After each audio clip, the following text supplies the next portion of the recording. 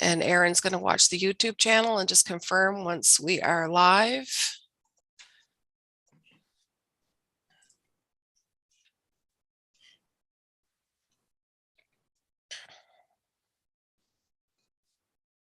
It is live, Shirley. Okay, you're good to go. Thank you. Good morning. I'd like to call today's executive committee to order. We'll start off with the land acknowledgement that we are on the unceded territory of the Mi'kmaq people in the district of Spaganagity. First, I'll be looking for the approval of all subcommittees. So moved. Second. Moved and second. All those in favor? Aye. Approval of minutes of March 22nd, 2022. So moved. Second. Moved and seconded. All those in favor? Aye. Aye. All right, next we're going to have a presentation from the Nova Scotia Federation of Municipalities. Juliana Spencer, I believe, and Paul Russell. Juanita. Juanita. Sorry. That's Juanita. Okay. Thank you very much for coming today, and we look forward to your presentation. Thank you, everyone. Juanita, would you like to share screen yourself, your own presentation, or would you like us to do it for you? Actually, Wesley, I think, may have it. If not, if you've got it. Do you have it in front of you, Shirley? I do. Okay, sure. If you want to pull it up, that would be great. First, I want to start off by saying it's really nice to meet with all of you. East Hants is near and dear to my heart. I actually grew up in Enfield, so on Locks Road. So I know East Hants really well. So nice to see and meet with all of you today. Paul, want to take it off or? Okay, I wasn't sure who was going to lead it. If you would like to. I'm happy to go. Sure, okay. I'll start it off. So we'll move through it fairly quickly. Some of you may have already seen this presentation. As you know, back in, I guess it was end of November, early December of last year, the NSFM board came together and decided to really take a look at the organization. I think COVID taught us a lot about the need for change and looking at how we do things. And NSFM is no different. We've been around since I think it's 1906. We've been doing a lot of the same things for many, many years now. And we thought this is really the time for us where the world is changing around us. We need to see if we as an organization are set up to respond and be as effective as we can for our members in this new world. So this is just we'll try and go through this presentation fairly quickly. Please do stop me at any time if you have questions. It might be easier that way so that we can get through in the allotted time. So if we can, we'll just switch the slides up there. So really what we'll do is a quick purpose of the presentation, the overview of the changes, brief explanation of each change, and then also feedback and questions if there's time at the end. Okay, next slide, if we could. So really, it's outlining the organizational changes. So really, the board took a look at the organization, as I said, and we really picked it apart. We kind of asked ourselves the question, if we were to build NSFM today, what would we build? What kind of an organization would we build? And the following slides really kind of lay out where it is the board landed. As you know, we've been going out to the membership. We've held a couple of calls with all the membership, open up to all of the members. I think we've had 3 of them so far for people to ask their questions. We've been asking for feedback. We've got a good section on our website and asking for feedback. We're kind of updating some of that information on our website as the feedback comes in. We've been incorporating, we've been changing the presentation and changing sort of what we had come up with our proposed structure based on the feedback that we've received so far. So and that still remains open. So if we could, the next slide would be great. So we're going to talk about guiding principles. That's one of the big changes. We're going to talk about recognition of municipal units as members. We're going to talk about the caucus structure. We really looked at that, and is that the right way for NSFM to go? Creation of regional electoral boundaries, and that's something that I think we've heard from East Hants on. So we will talk about that for sure, because we've heard your concerns. There's some concerns around where we had originally placed East Hants, and then of course the resolutions and the statements of municipal interest. If you go to the next, wonderful, thank you. So one of the things that we've talked about as an organization is understanding who we are, clarifying who we are to our members, clarifying who we are as an organization and what we stand for the public, for the other orders of government, and also for our internal decision making. We feel that we need to come up with clarity and provide and be able to demonstrate clarity of who we are and what it is we stand for. You can see the picture there on that presentation was just some of the work that the board was doing, some ideas of what are some of our values, and so we've been working on this as staff, and we'll be presenting some of these guiding principles coming up in the next little while.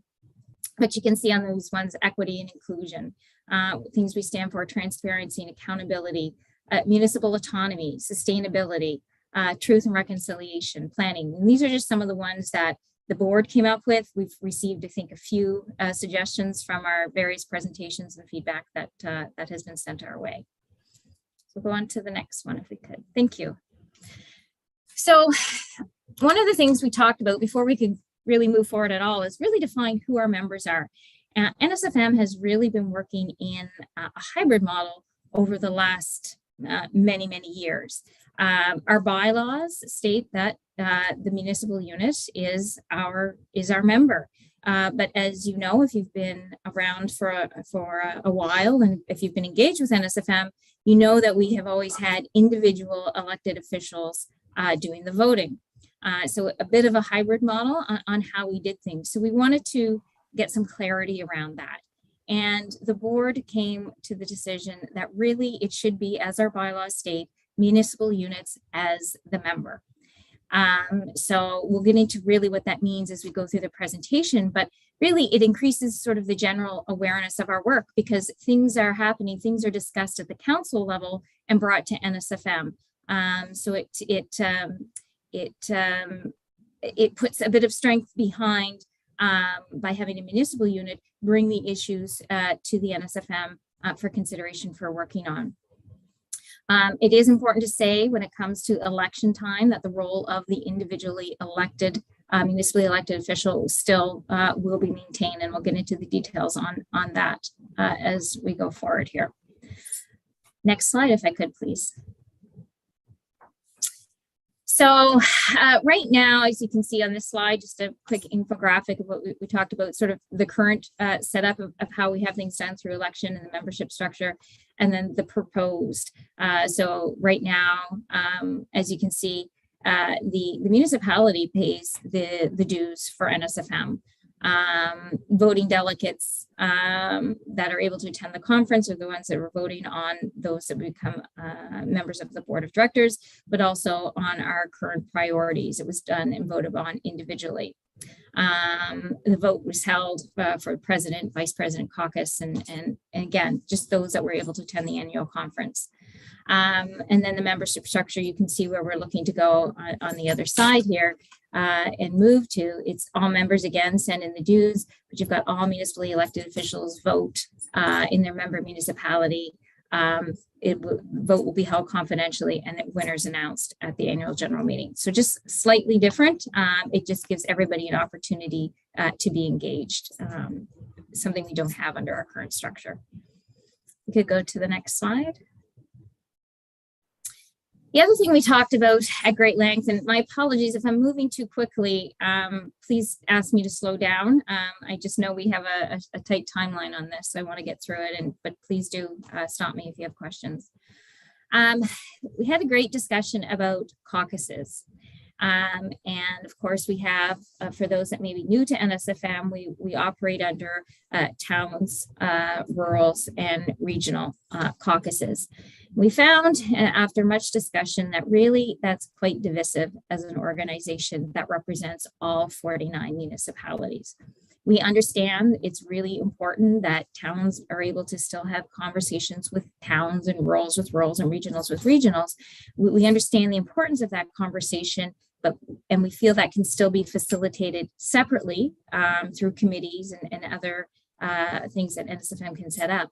But in our structure, our core structure as an organization, we didn't feel that is how NSFM should be operating. We really do need to operate as one, again, representing all 49 municipalities. If we could go to the next one, that would be great. Juanita, the warden has a question. Oh, sorry. Go ahead, Warden Wilson. You're on mute, Warden. Sorry. I would wait until Juanita finishes the bit about the change from the current caucuses, because it's around the new proposed way of doing things versus the caucuses that the concerns I have. Thank you. No problem, Warden. Thank you. Go ahead, Juanita. Great, thank you. And yes, please do. I can't see very many folks here, so if you have a question, please, I appreciate you just letting me know. So, so move away from the caucus structure. That means that for NSFM itself, it also means we have to look at the new election process. What does this mean for us as an organization? Currently, under our structure, we have representation. We have clear representation, 3 folks from towns, 3 folks from rurals, and 3 from the regional. So it's really important that whole structure will have to change. Under the new election process, regional groups will replace caucuses in the forms which members vote for representation on representatives on the NSFM board. What this does is ensures that we have representation of NSFM members across the province. Under the current structure that we have, and I think we'll see this, I think the next slide would have this. Under the current structure with the caucuses, it is possible that we could have an entire board for NSFM made up from folks from one end of the province, and the entire other half of the province has 0 representation on the NSFM board. And we have seen that. We have seen certainly the balance or the majority come from one end of the province over the other. And we're proposing that under this new structure that we really even that out, so we make sure we are having representation all the way around. If it could go to the next slide, that would be great. So this again, it just kind of shows the current, and it shows the proposed of how we're looking to do it. And you can see how on the proposed side, we'd make sure each of those colored areas is a region, and that there would be 2 representatives from each of those regions on the NSFM board, where again, currently that doesn't necessarily need to be the case. It could be from one end of the province or the other.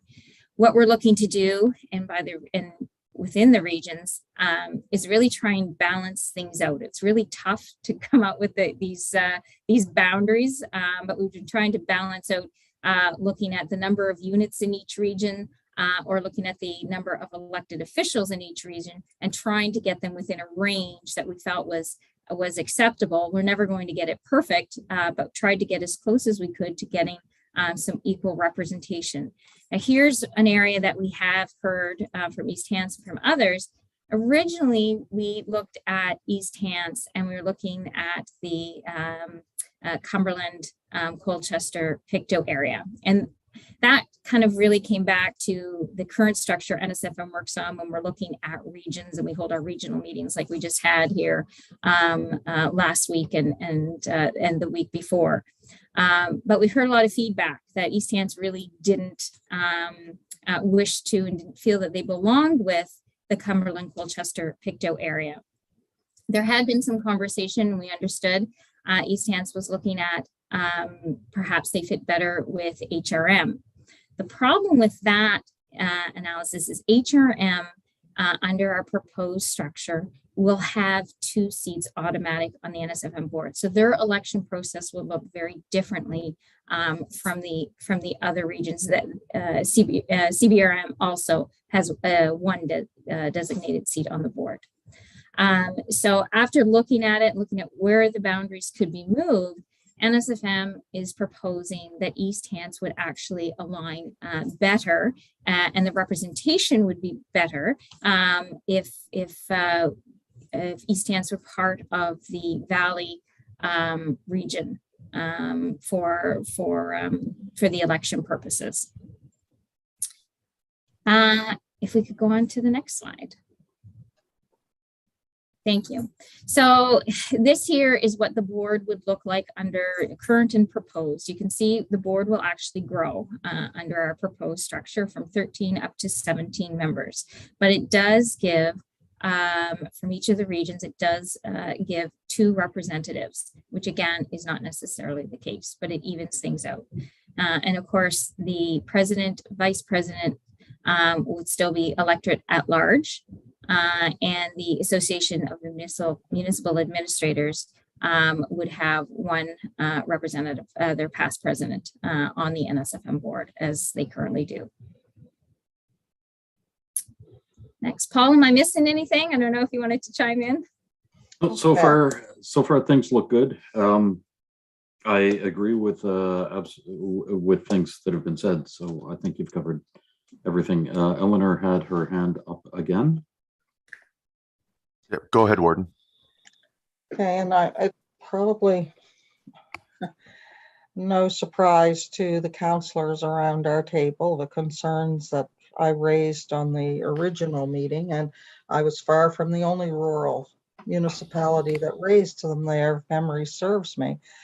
This move from the current caucuses to this new proposal, I don't feel it serves East Hants well. I can't say it anything to pretty it up. I don't. I agree with other rural members that at least by having a rural caucus, we are assured of having rural representation on the board. We are not assured this under this new proposal. And I understand that the new proposal perhaps would spread membership across the province. But we could very easily have a board comprised of towns and regionals with no rural representation. I guess we could also have possibly a board comprised of rurals and regionals with no town representation. And I don't think either of those situations would serve NSFM right or well. And so I really, at this point in time, I understand what NSFM wants to do to try and spread the representation around. I think this proposal, rather than it might fix that problem, but in my opinion, it creates a problem that is worse than the problem you're trying to fix. That's my opinion on that. And also with where to put East Hants. Well, that's the problem. We're kind of smack dab in the middle.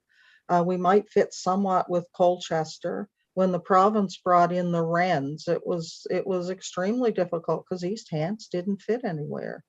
And we now have a type of a working partnership with, I believe, HRM. And but this doesn't, we don't fit well. We fit well, perhaps with some municipalities around it. We could fit and work together. But when you get to Cumberland and Pictou, they're not necessarily the same issues as we're facing. And if you're going to put us in Valley, I think you're going to have the same thing. So I'd have to review each municipality that was in there. And this is nothing against those municipalities, but it's really hard. And when it's much easier, I believe the commonalities among rural municipalities are greater than the commonalities in regions, I guess is how I would best put it. So I do have real concerns with that whole process. I'm not sure if it's a done deal. I don't know if we get a vote on it. It's our organization. But I have concerns that our voice will be less effective than it was in the past. I also have concerns that in the present process, counselors who attend UNSFM have a vote. That won't be the case anymore. So that's an extra level of planning and responsibility on individual councils. And the timing that we would have to have nominations, we would have to have everything in place in time for council to hold an election and vote on that and get that information forwarded in time. And that's, you know, that's an extra on our plate over and above what we do now. And it's tough because I think we need NSFM, but I'm really struggling with the way things are tending to look going forward. And I'm really struggling with this rush that all these changes have to be in a place and in effect by June, when we're in mid-April now. And I think we should have at least had a full year to get feedback from folks and go over this. I don't think we should be trying to cram this through for June. So those are my comments for now, and I'm sure, you know, some may agree, some may disagree, but you'll always know where I stand. Thank you. All right, Councilor Rhino, you're up next, and then Mr. Petrie. Yes, thank you for the presentation. Just a couple of questions from me. First one, who is driving this? Is it the board? Is it a groundswell from the membership that's initiating this change? Who or what is driving this? That's my first question. Thanks. Paul, did you want to take this? You want me to? If you're looking for the response to that question directly, there have been some challenges with the structure that have been noted over the past while, and this was just a culmination of, let's see what we can do to restructure what the organization looks like, and it will never be perfect. It will never suit everything. This was, again, saying if we were going to build NSFM from the ground up, what would it look like? What could it look like? Recognizing where it's come from and what the previous challenges were. And so these are some pretty hefty changes. There's no question. Where are they driven? They're driven from the past, from a look back to say what can be done better. I think what initiated it was board discussions prior to me being on the board.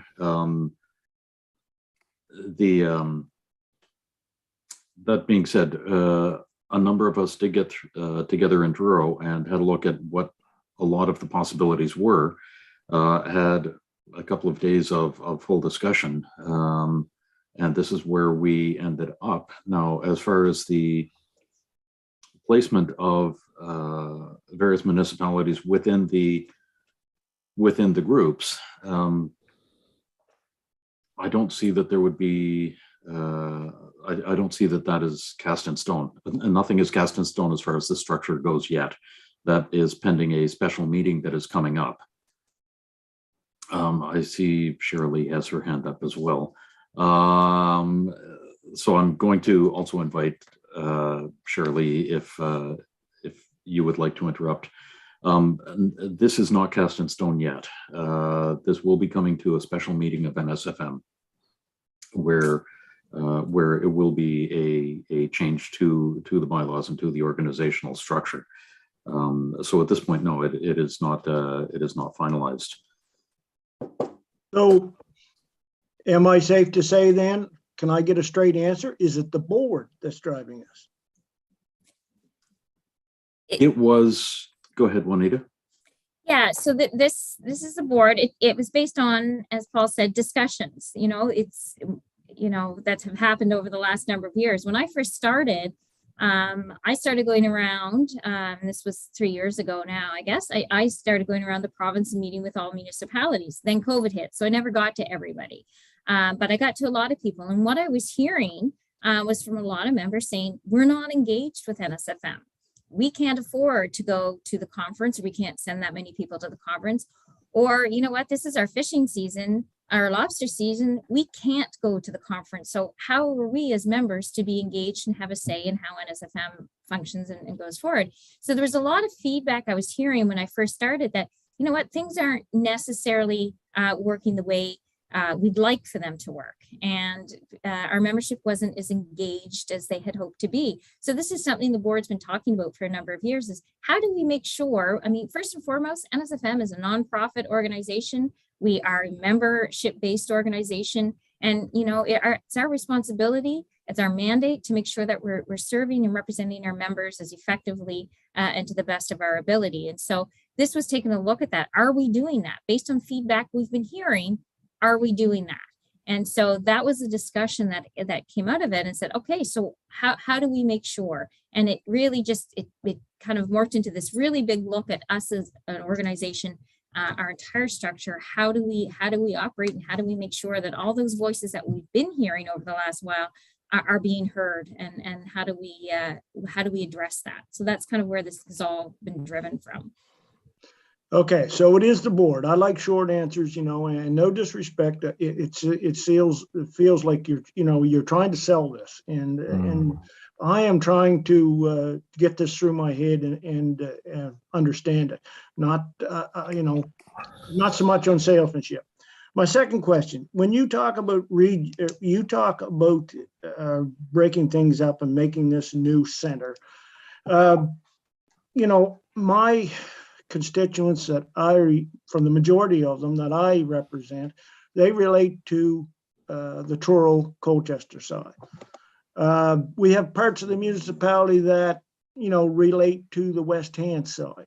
And we have parts of the municipality that relate to HRM side. So, you know, we've got all kinds of facets of regions within our municipality. Has a central region been thought of or anything? Because, you know, we're right in the smack dab in the center of Nova Scotia. So why not look at that? And you're probably going to get more relationships with your bordering municipalities than you would somewhere farther down the line.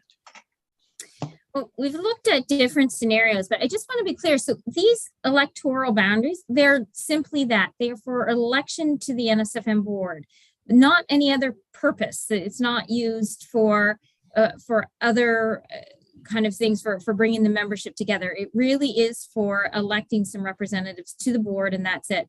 We had great discussions about, again, bringing the organization, bringing the membership together. And we felt, and we actually looked at, and there was a discussion about moving from caucuses to regions for the setup, as opposed to just for the election to the board, but for using it for functional purposes, replacing the caucuses. But the discussion quickly went to, well, then we're putting in artificial boundaries. Just as you spoke of, Councillor, sometimes you want to work with members or for neighboring municipalities over here. Sometimes it's neighboring municipalities there. Sometimes it's really, it makes sense to work with the municipalities that are halfway across the province that are not connected to you by boundary. And we were, by going to the regions, by going with the caucus, we were putting in some artificial boundaries. And we felt that us as an organization, it's our role is to really make sure that all of our members have that opportunity to come together and work together. And so we wanted to bring those down the best we could, but we did feel for the board only, we still wanted to make sure we're getting representation across the province. And that's why we went for election boundaries only.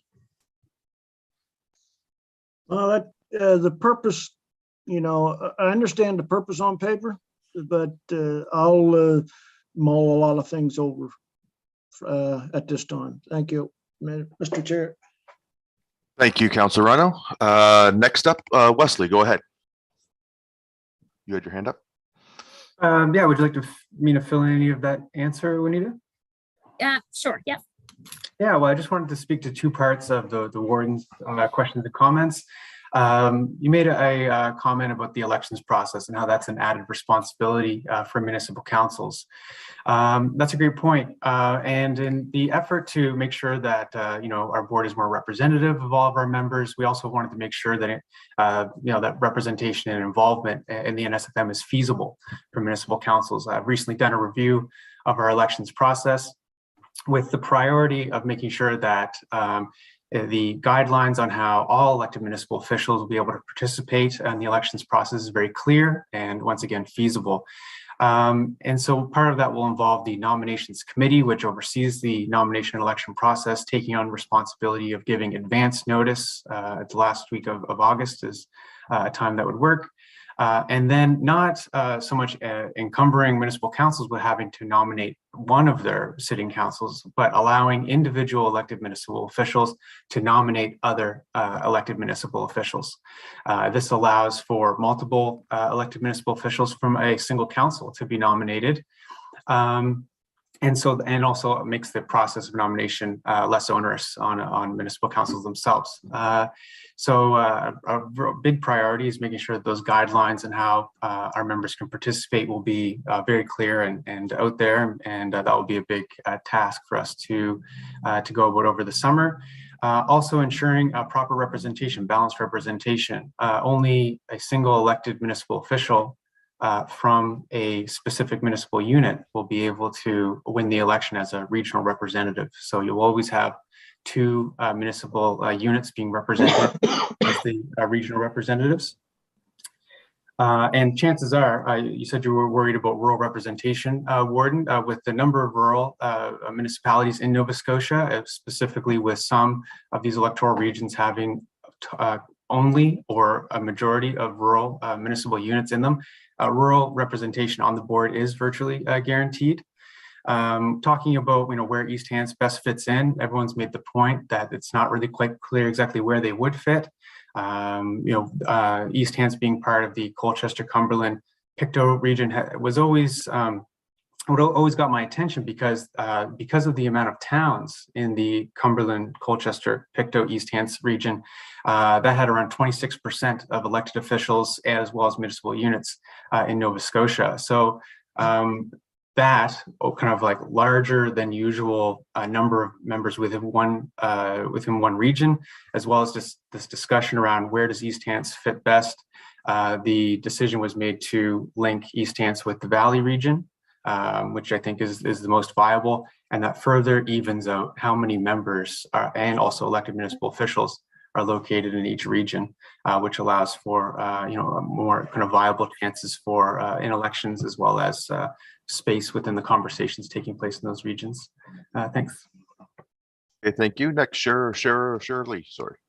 My question's been answered. I think the warden wanted to speak as well. Yep, the warden's next on the list. Great, thank you. Go ahead, Warden. Okay, a number of things. I respectfully disagree. If I had to choose between Colchester, Pictou, Cumberland, and Valley, I'd have to go with Colchester, Pictou, Cumberland, unwillingly.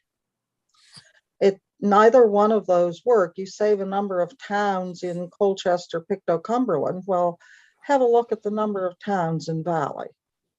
And how difficult would it be for East Hants to get members on the board?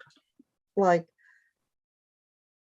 when you're forcing a municipality, and I understand we're hard to place, but when you're forcing a municipality into a region that we might get along great with, but we don't normally work closely with on a day-to-day thing, and some of those other municipalities do, then it's very challenging for us, extremely challenging. And the ability for us, no matter how many folks we nominate, to actually ever get a seat at the board would be, in my opinion, challenging. That's why I just really, I don't think this new regional approach does it. I don't. Aside from that, I'd like to know if the UNSM has developed a strategic plan for the organization and a communication strategy relating to this proposed new model of business.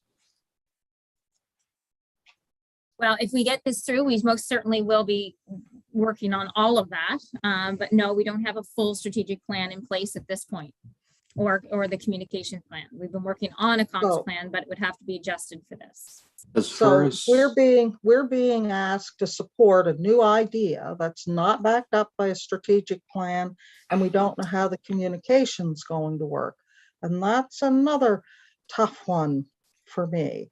If you're going to change to something that's better, then I just think there should be more meat on the bones before we're asked to make a decision and go with this new thing in a month and a half. Just my comments there.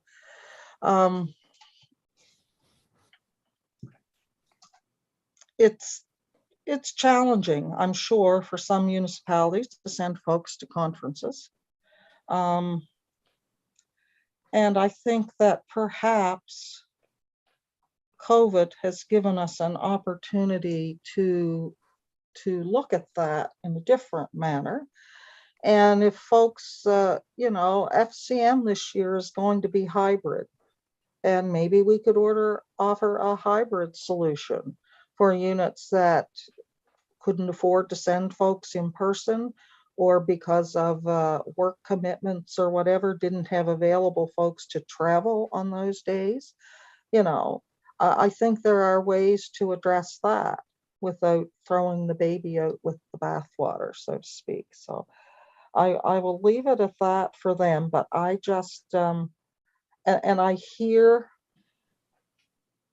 what is being said about the old system, and I'd agree it's not perfect. But at least when I know there's a rural caucus and a towns caucus and a regional caucus, I know there are going to be folks represented by all those demographics involved. And I don't know that under this new proposal.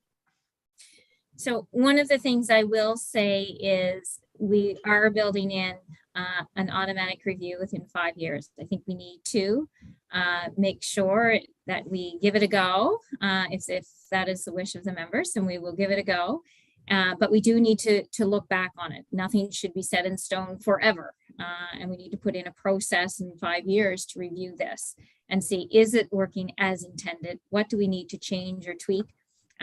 Or change entirely if it's not working as intended. So I do want to let everyone know that process is also being built in. But thank you. I really do appreciate the comments, and certainly we'll take these away and see with the others. I think if it does proceed as is, I think we would need to have a further conversation with you folks on again, Warden, we've heard where you feel that if it had to be, which one you would prefer, but I think we need to hear from the folks just so we would, from a finalizing perspective, if this in fact goes ahead based on the vote of the membership. And yes, there will be that vote, which I'll get to in a few minutes, but as I get to the rest of the slides. Okay, seeing where there's nobody else with any questions. I have some of my own, but I'm going to wait till the end of the question period. Okay. And we'll continue on with the presentation because we're only a few slides away from the question slides. So let's let the NSFM get through the presentation, then we'll wrap up the questions. Thank you very much.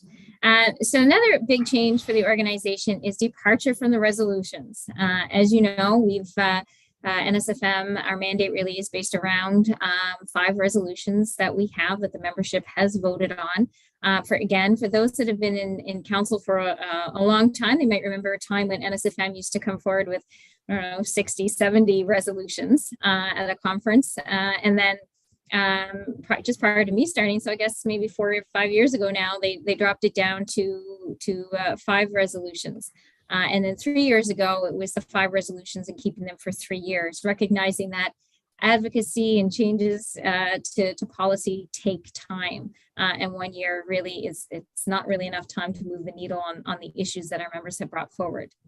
But what we're finding is, and we really saw this through COVID, it really put the spotlight on it, is that that priorities need to be flexible a little bit with the type of work that we do in advocacy.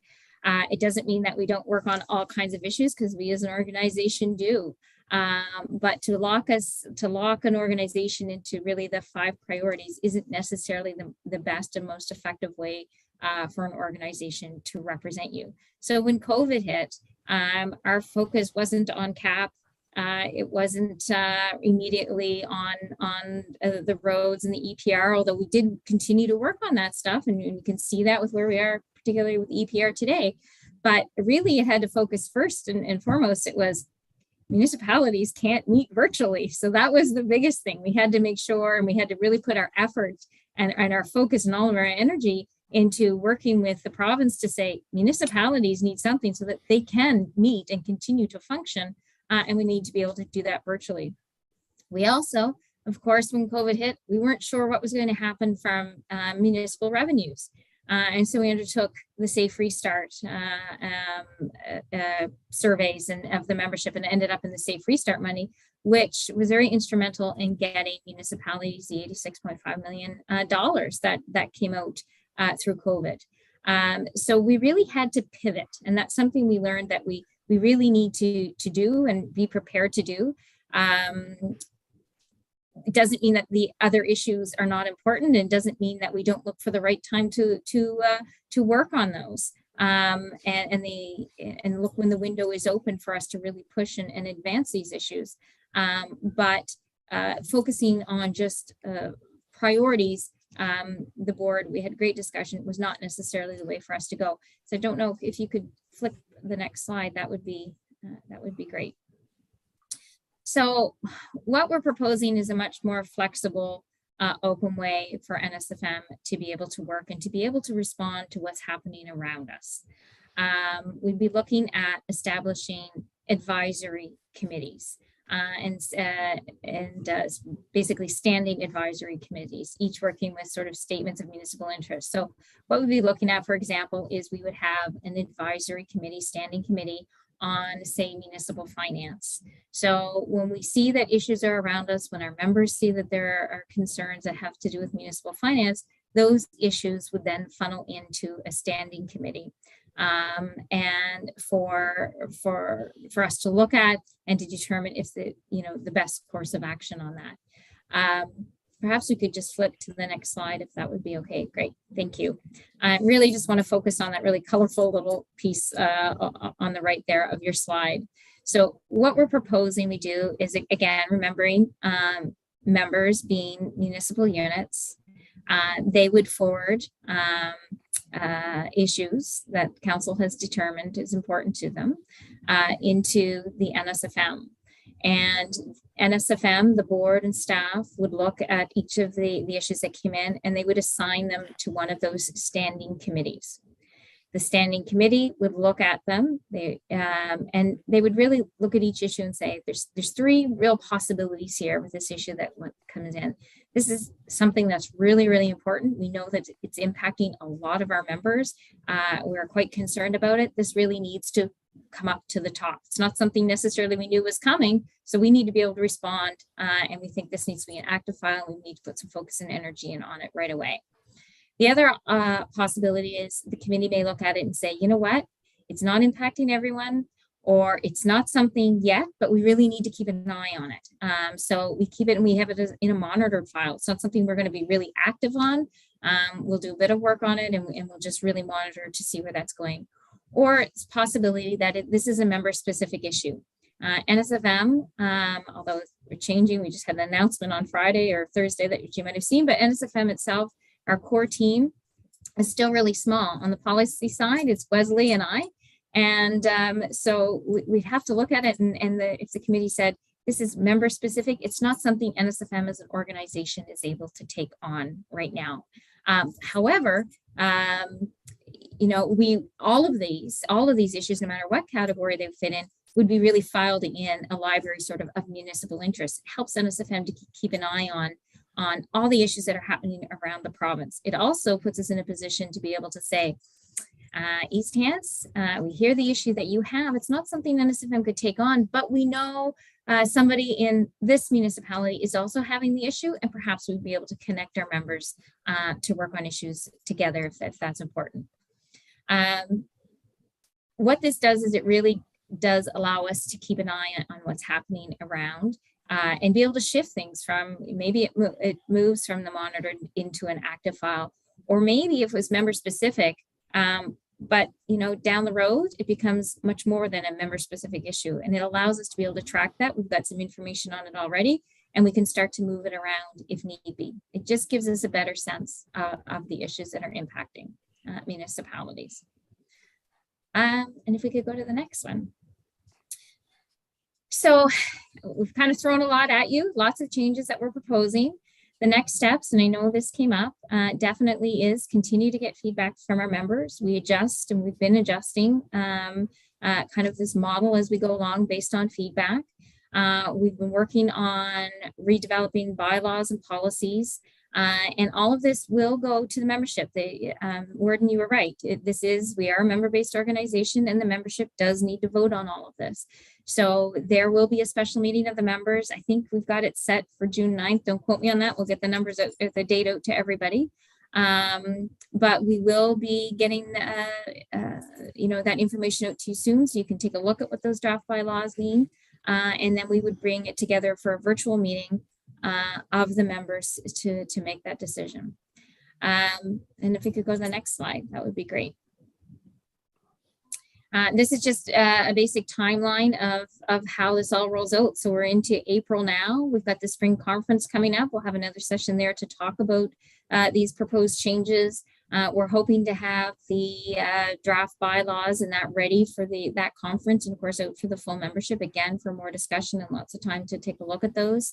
And then that voting in June from the membership at the special meeting. And then if we proceed forward with this, then of course we would be spending the summer getting everything ready, the new processes together, and communicating those very clearly to the members on how you engage before we come up to the annual fall conference in November. And that is it. I know we've gone way over on our time, but I'm not sure if there's time for more questions or not. We do have some time. The first person on my list is Councillor Garden Cole. Did you have your hand up? Oh, must have just been adjusting your glasses then. Okay. Next is the warden. And we certainly appreciate you coming and being available to answer questions. First off, I would like to ask, and I'm not sure who, maybe Wes, if you could send East Hants a list for the two options that we have, a breakdown of the membership, like towns, regional councillors, how many town councillors, how many rural councillors. Absolutely. If we could have that would be helpful to us. And also, just back to my question around the strategic plan. I don't know about other members of our council, but I'm still struggling a bit with that, because that's different than the way that we would look at things. If we felt that there were things within the organization or something that needed change, we would probably sit down and look at developing a strategic plan to guide us in what we thought should happen and where we should go and what our outcomes were. And then we would take that strategic plan and say, how best can we implement the strategic plan? You know, how is this going? What is the best way for this to work that we would implement it, as opposed to deciding that we need to change the organization. And once we've changed it, then we'll sit down and develop a strategic plan and make it try to fit the new organization. And that's just, you know, that's just what I see as a difference in how, you know, with involving strategic plans, that it could have been approached. So when it comes to voting on this, will it be one member per municipality that votes? Or No. will, No, the current bylaws are one person, one vote. It would be shifting to one municipality, one vote with these changes. So every individual who is available would get one vote. And one of the big differences is with it shifting to one municipality, one vote, instead of one person, one vote, is the criteria about one individual who is available. If someone is not available, then they would not be able to cast a vote. And so that's one of the reasons that I'm strongly in favor of at least the shift to one vote, one for one municipality. okay, that, and this voting is going to be virtual or in person? The June 9th will be virtual. Okay. And so that June 9th vote, is it going to be a virtual meeting at X o'clock and everybody's going to vote then? Or will there be, well, similar to our e-voting for elections, will there be a period of time for which members could vote? In this one here, it will be over X time during the meeting is when we'll do it, which follows in line with our current processes, how we would do things and how we've done them when we had to do the virtual AGM. So we'll do it that way. Yeah. And I think that's wise because at least to have it virtual is wise because we weren't planning to be virtual here today and Right. You know, what happens. So I do think that's wise at a virtual meeting. So I'm not saying that's I won't think of something else, but that's all I have right now, folks. And I know, Mike, you had indicated you had some questions and perhaps others too. I do. I just wanted to put it out to the rest of council before I ask my questions. Does anybody else on council have a question? Councilor Musa. You just muted yourself. Okay, thank you, Mr. Chair. Juanita, you mentioned that what prompts this is some municipality, they cannot send representatives or they don't have time to do it. So is that new system, how's that new system is gonna fix that problem? So if someone cannot afford to send representative to the meeting, that's not gonna fix it. Like, Yeah. I think the best fix is to amalgamate. If you cannot even find like such money to send representative, you should be looking at amalgamating with neighboring municipality that make both of them stronger. That's what I would see if to make it better. But So this new approach, again, we are looking at the virtual, sorry, not virtual, but we're looking at online voting that will take place at a period of time in the municipality. So everyone would have the opportunity over the course of a couple of days to cast their vote for the board of directors. So it would take place there, not at the conference. The winners would be announced at the conference, but the actual voting would take place over a period of time prior to that, so that everyone would have that opportunity to engage again with NSFM, not just those that are able to attend the conference.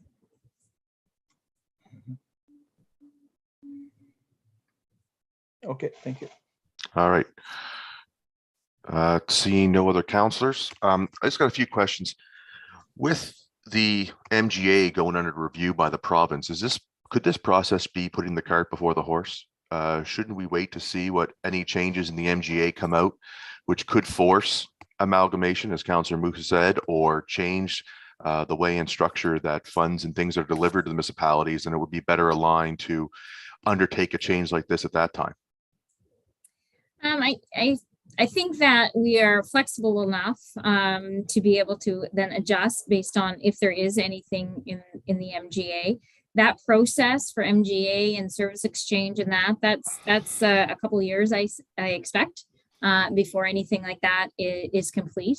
And so that would put everything on hold as an organization for a couple of years. But I do think that we are able to be nimble enough to be able to then make the adjustments. But I don't think that there's anything that would be significantly that would impact us. I can't think of anything that might significantly impact us. But if there is something, then certainly we would take a look at that at the time.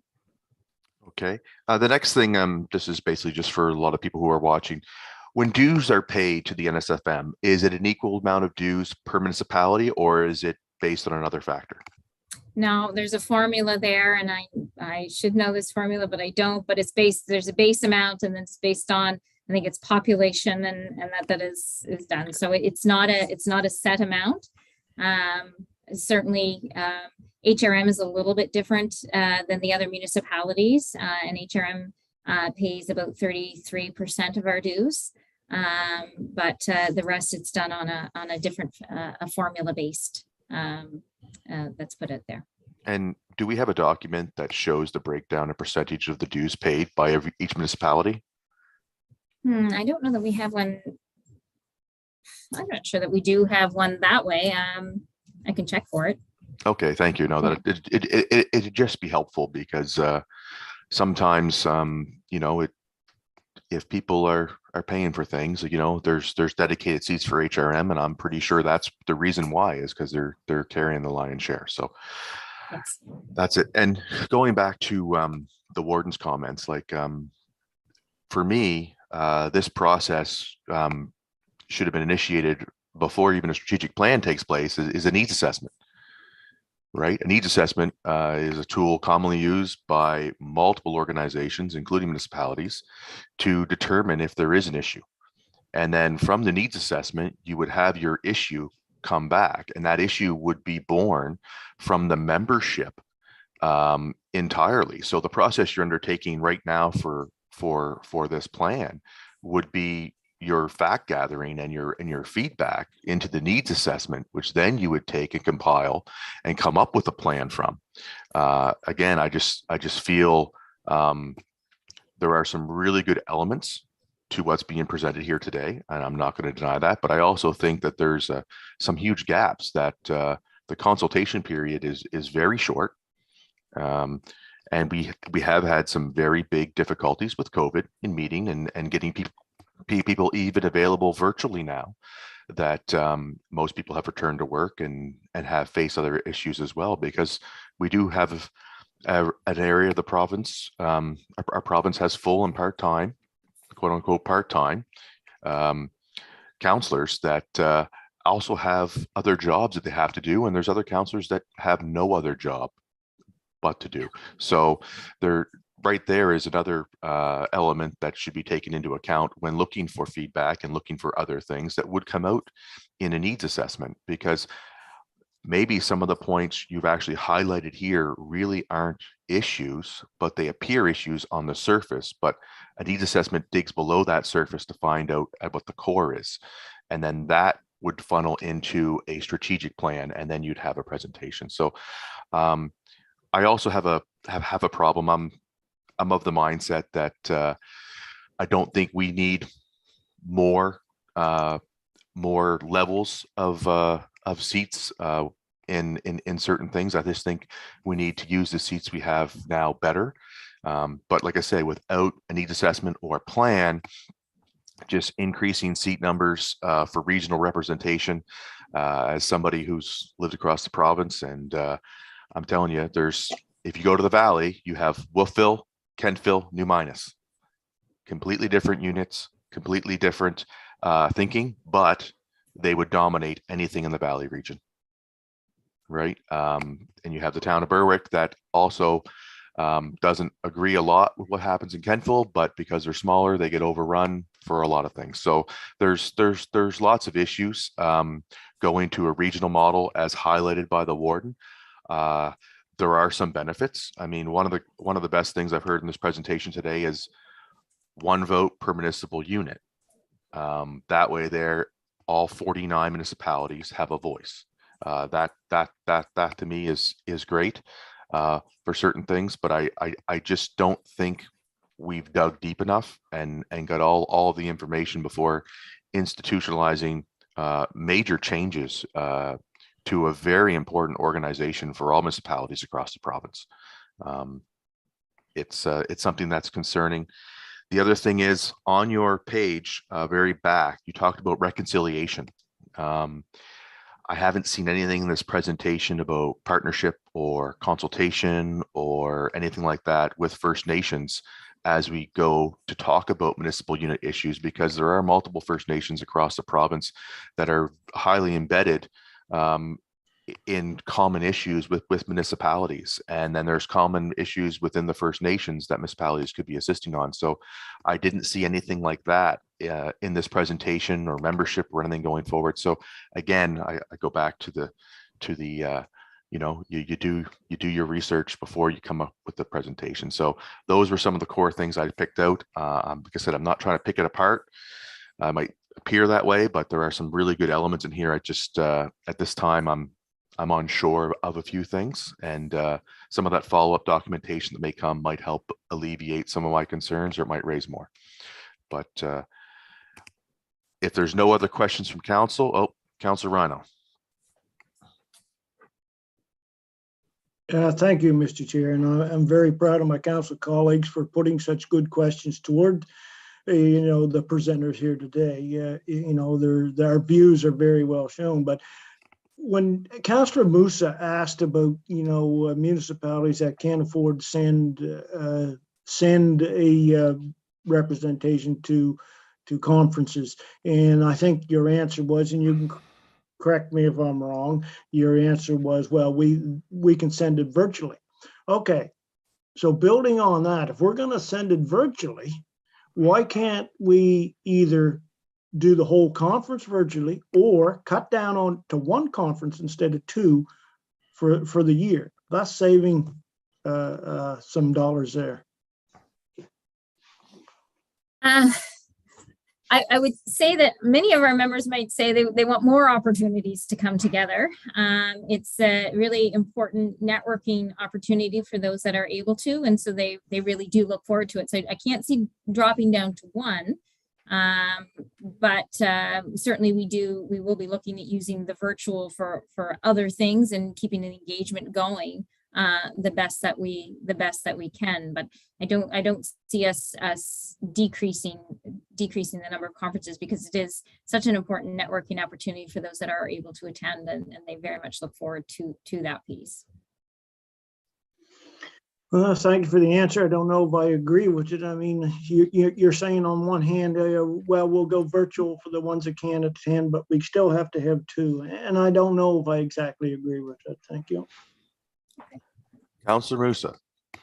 Thank you. Mine is short. So with the new regional, I feel that East End's going to be on the edge, and many municipalities going to be on the edge too. And I'm warning you now, you're going to be seeing more municipalities that send a representative to the conference are pulling totally out of new NSFM. If I find out that my municipality won't get a representative or have a chance to have one, there's no mean for our municipality to stay there. So that's something that you should be looking at with the new system, because we're paying our due, we're sending people to the conferences. But with the new system, I can tell you we have no chance of getting one representative from that region you're offering. Because as the chair said, those municipalities are concentrated, like in the valley, you have few towns, they all work together, and we're gonna be the side dish on the side. So I don't feel that's gonna work for us. I hope it will, but in a few years, you might see us pulling totally out of it and losing members left and right and center. Thank you. If I may, I would think the opportunity to be on the board is greater, because now there are more seats on the board, but there's also seats from smaller areas, where right now there would be 3 rural from all the municipalities across the province. So now it would be coming from a smaller number of municipalities, but and I could be wrong on that. And that's why I think it's really important that we have the 5-year review, just to take a look and see, is this playing out the way we think it is going to play out? and make adjustments if it's not at that point in time. So something that we will definitely make a note of for keeping an eye on to see if that is in fact the case, if it's running that way. So are you gonna be watching the same as you said? You don't want all representatives to be from one part of the province. So in those regions, are you gonna be watching out if you see those representatives are from certain central area or dispersed all over the places? So if that doesn't work, are you gonna change it or are you gonna keep it going and doing stuff like that? Well, if it doesn't work, then we have to take a look at it and see why isn't it working and what do we need to adjust to see if it does work. But we have to take a look at who puts their names forward. Are all municipalities putting their names forward? Because we know a lot don't put somebody forward. So is that happening and why it's not? So there'll be lots of consultation, I think, as we go forward, just to see, why is it and why is it not working or that kind of thing. So, and this is one of one of the benefits of the review in 5 years being baked into this, in that we would be able to determine where there might be gaps and would be able to adjust to correct for those gaps. Okay, thank you. Okay, next up is Councillor Garden Cole. Thank you, Mr. Chair. Through you, I'm just wondering if you can tell me, would you consider the municipality of East Hants one of the most challenging municipalities to find a spot for? As Councillor Musa said, we are on the edge of any prospective area that we might be placed in. How would you rate us in that regard? Well, perhaps maybe a little bit more difficult, just because, well, we'd heard feedback from, I guess, from both sides in terms of whether East Hants should be part of the Cumberland, Colchester, or the Valley region. We've had some questions about other areas, and we were able to move those municipalities to where they chose. So the Shelburne areas had wanted to switch to a different region beside them. So we were able to make that switch, and just in consultation with them. But we haven't actually, to be honest, there hasn't been a whole lot of other concern with the other regions. So if difficult is in terms of concern, I guess perhaps maybe this one is a little bit more. And so we'd like to continue to hear from you and for you to decide if this is the way we do go forward, for you to decide which one you feel you're best suited to do as a council, and we can make that adjustment for you. But yeah, no, the only other real concerns we had were voiced down along the South Shore, and we were able to make those adjustments based on their request for that. Okay, so in considering that maybe we are probably what sounds to be like your maybe most challenging area to place, would it be a consideration that we may be considered a central unit in ourselves? It would, I'd have to look at how that works, because that would mean an automatic, I'm not sure how you would get a seat on the board, I guess is how it would be done. We'd have to take a look at that, but I'm not sure how that would work. Something to think about. Because this is where it is just for election to the board. Right. Yeah.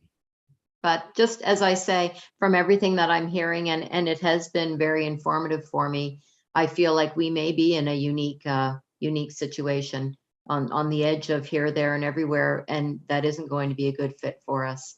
And that maybe we need to be a consideration just for that reason. Thank you. Thank you, Councillor. And last on my list is the warden.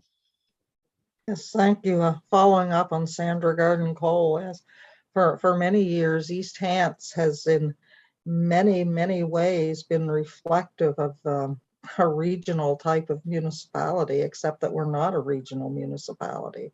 Our quarter area is very much like a town, developed area, and then we have the more rural part, and it's challenging within our council, to say the least. So anyway, and it is going to be challenging.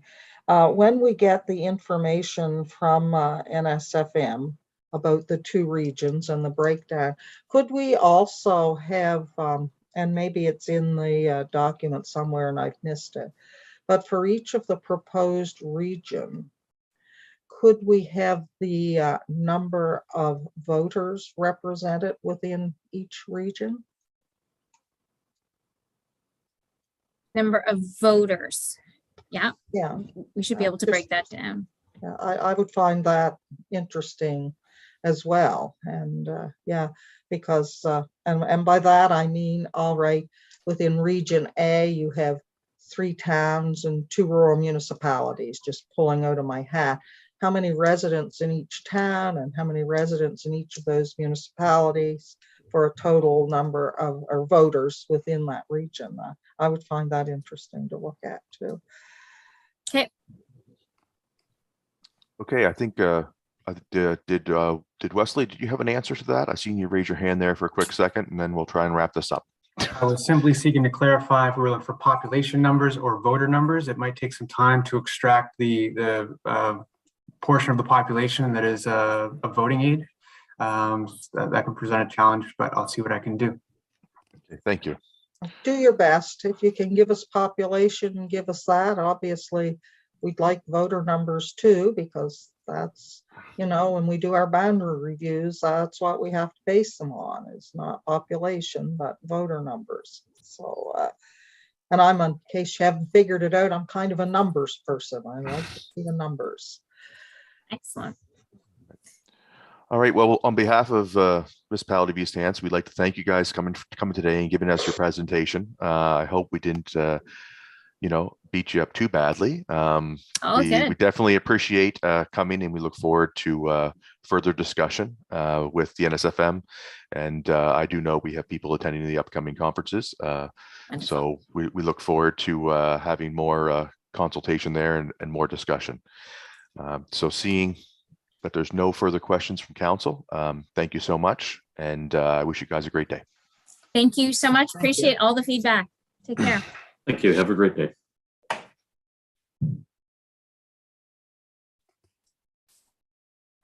All right, committee. The time is now 10:13. The next on the schedule is a presentation from CCOA. I'd like to apologize to CCOA that our last presentation went overboard, and I thank you very much for your sticking with us and waiting it out. So over to you. Just before, Mr. Chair, if I could, I did neglect at the beginning of the meeting to let council know that we did have regrets from Councillor Knockwood this morning. Okay, thank you.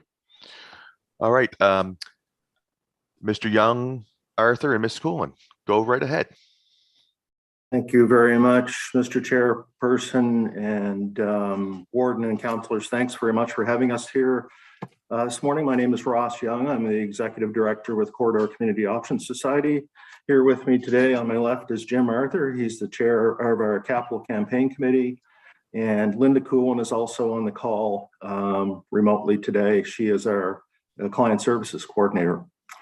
I want to give you, by the way, no problem on the last presentation. We just learned a whole lot here. Jim and I were just saying, wow, we didn't know a lot of that stuff. So pretty cool. I'm going to give you an update on our expansion project, but before I do that, I'll just take a moment to, for the purposes of newer members, give you an idea about what we do. Corridor Community Options for Adults provides a wide range of services and programs and supports for adults living with intellectual disabilities in the community, and has done so since the 1970s. Of course, we're in the middle of quite a big expansion plan for the future. So I'll just start then by saying that the project to construct a brand new home for Corridor Community Options to the tune of 17,569 square feet is in the Elmsdale Business Park is on schedule. Costs, of course, have risen due to the worldwide pandemic, and the overall project cost has gone from about 6.5 million to about 7.7 million. And that's based on a Hanscom Class B estimate, which is the second most accurate construction estimate. Construction documents, you saw some in your package there. I included a floor plan, an outdoor landscape plan, and some exterior and interior renderings for you to have a peek at. Hopefully you've had a chance to look at those. Construction documents, we're heavy into, or the architects, I should say, are heavy into completing the construction documents for the building. And those are the documents that will be bid on, of course, by contractors. When those are done, which is hopefully in only a few weeks away now, a Hanscom Class A costing will be done before it goes to tender. We expect, and we're really hoping to go to tender by the end of June. And we're also hoping to start in July of this year, if at all possible. It's expected that overall construction of the project will take about a year.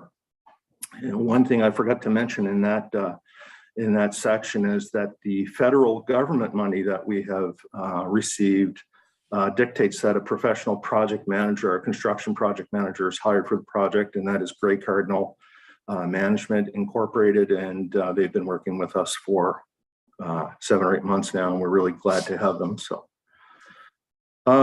this is a picture of where we are at the moment in terms of funding. The federal government, through Infrastructure Canada, has contributed $2.6 million. The province of Nova Scotia has contributed $1.5 million. The municipality of East Hants has previously contributed $200,000. That brings total government funding to date up to $4.75 million. I'm sorry, I missed the Atlantic Canada Opportunities Agency. Yes, recently $450,000, bringing it up to 4.75. Our own fundraising efforts to date have brought in just over $722,000 for a grand total of $5.45 million. Some of the funds were used, some of the funds that we've raised from CCOA have been used to purchase the Park Road property, which is lots 179 and 180. Leaving a balance to fundraise of approximately $2.9 million to get the project across the finish line. Now, last week when I was writing this, I shouldn't have put the Jig the Joker information in there because, of course, the card was drawn on Thursday evening. So maybe I should have left that out. But anyway, the Jig the Joker that was recently run is going to yield somewhere between $25,000-ish, maybe a little bit higher for the build. And I think we'll do another one sometime soon when we regroup. Our capital campaign is underway, and we are very much actively pursuing other contributions. One of the cool things we thought about doing is a buy a leaf campaign where donors can purchase a leaf that's part of a grouping of artistic representation of trees that are going to be in the new building. Each leaf will be at $200. We're hoping to sell 1,500 of these and realize about $300,000 from that. The trees, the idea of trees were chosen to represent the very deep roots that the organization has in the community, of course. Further, more individual leaves are going to be made by people that are supported in our programs. So, and they'll bear the donor's name on them. So, some of the outcomes of this project, and I just want to say first, another thing I left out here is that the project is completely in line with the municipal diversity and inclusion strategies and the accessible East Hants plan. The main outcome of this project, folks, is to eliminate our wait list. We have people waiting for service that we can't accommodate in the current building. The capacity to provide programming in the new building will triple and go to approximately 125 people. Current capacity is around 40 people. We'll have modern, completely accessible, leading edge space for programs. CCOA currently employs 20 people, and that staff complement will need to at least double as we go upwards in participant numbers. I should also take a moment to explain that Corridor Community Options Society runs both Corridor Community Options for adults and Lance residential programs. Lance Residential runs 3 homes in the area for people living with intellectual disabilities. So as a society, the organization in total employs 55 people in the community at the moment. One of the things we're looking for is to have a new transition program for people entering our service. Of course, our 3 social enterprises, our wood products manufacturing space will be expanded with much more modern equipment, computerized equipment. We have a thrift store, a very busy and active thrift store that I think everybody's pretty much aware of, Rick's Riches, with improved receiving, processing, and sales areas. We do have also space for an expanded food services operation with a full commercial kitchen, and we will have a cafe serving the public. We will have space to run our community employment programs, enhanced space for our youth programs, and the building will act as a central hub for our home services for seniors program. We'll be able to grow our recreation and community inclusion programming, and we plan on having an outdoor learning space and interactive learning garden, for our participants. There will be a dedicated education room in the building, additional day program space for those living with higher and perhaps more complex needs. One of the cool things we're hoping to be able to accommodate is potential space for an outdoor community farmers market on a more permanent basis. And of course, the ability to meet the needs of the growing community for years to come. That's an update for you. That's the exterior rendering there from our architect. 17,500 square feet. And I think at this point, unless there are questions, I'll turn it over to Jim Arthur, our capital campaign chair, and Jim will have an ask or two for you to consider. And we'll go from there. And apologies for the masks, guys, but we're both in the same office. This is Jim to my left. Over to you, sir. Good morning, Mr. Chairman, Madam Warden, members of council. We have already made a presentation to council several years ago, and we were fortunate enough to receive $200,000 from council. Things have changed since then, and after we received the $200,000, the committee members who made the presentation at that time were told by some members of council that perhaps we didn't ask for enough money. That's what I'm here this morning to do, is ask for more money. But not in a way that it's going to impact council or the taxpayer as badly as it may do. But anyway, one of the things that we would like to ask for is that council waive our fees and our permit costs for the building. This would probably be in the area of $80,000, give or take.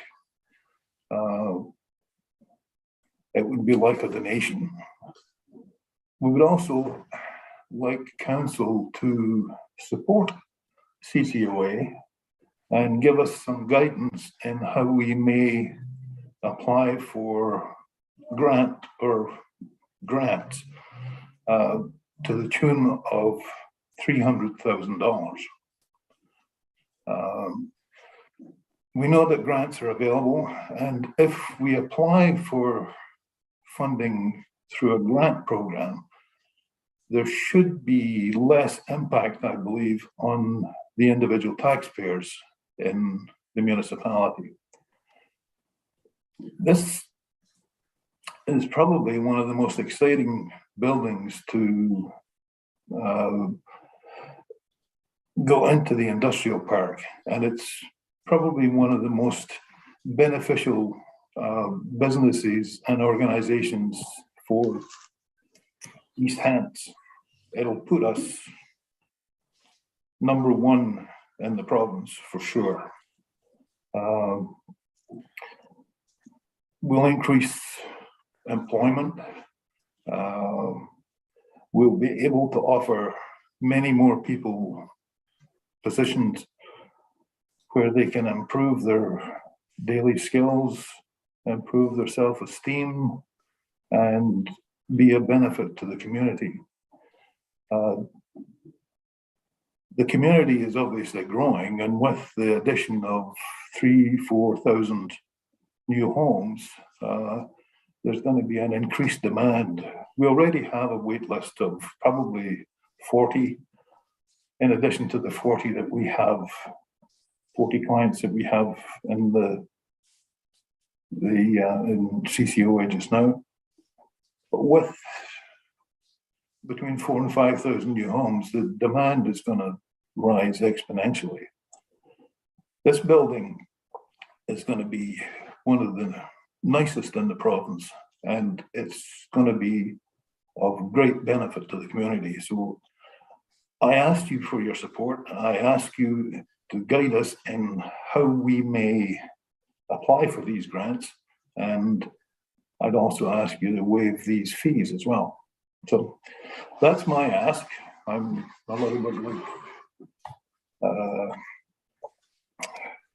the little guy that asked for more, but the suggestion came from council anyway. So thank you.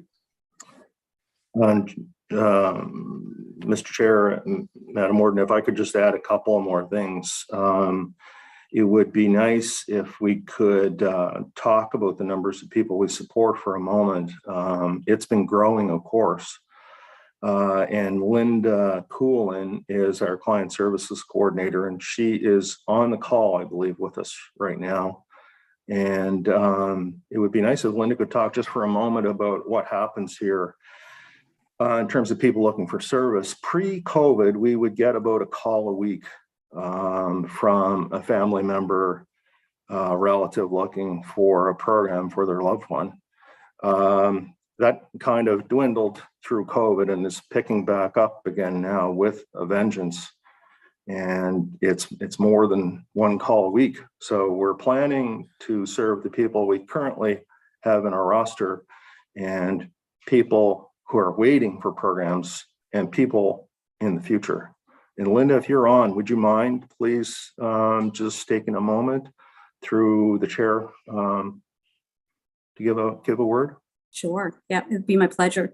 Thanks for having us this morning, Chair, Warden, and to the councillors. As Ross and Jim have said, we seem to be the program of choice because the phone's ringing off the hook, as well as I get many emails from families looking for service. Currently, right now, we have 39 people who have a formal application with us. We have an additional 12 that are in my intake that I have to do assessment and walk through the building and do formal application. And those are only the people that I've had tell me they definitely want service from us. Last week, there were, I think on Tuesday, I received 4 phone calls one day from individuals, from families looking for service.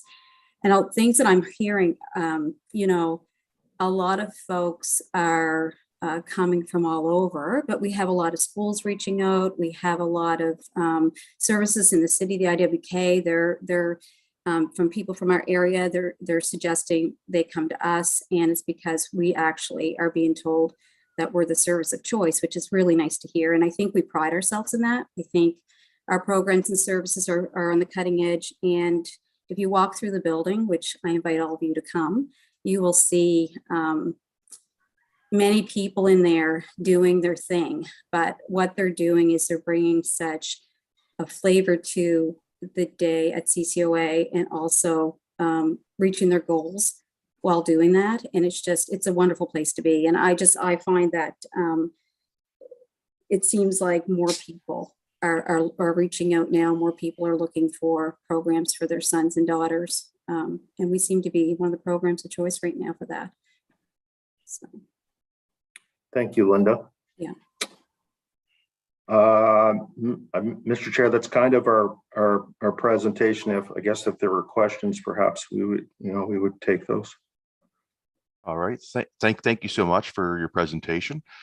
I'll put it out to the committee members. Does anybody have any questions for CCOA at this time?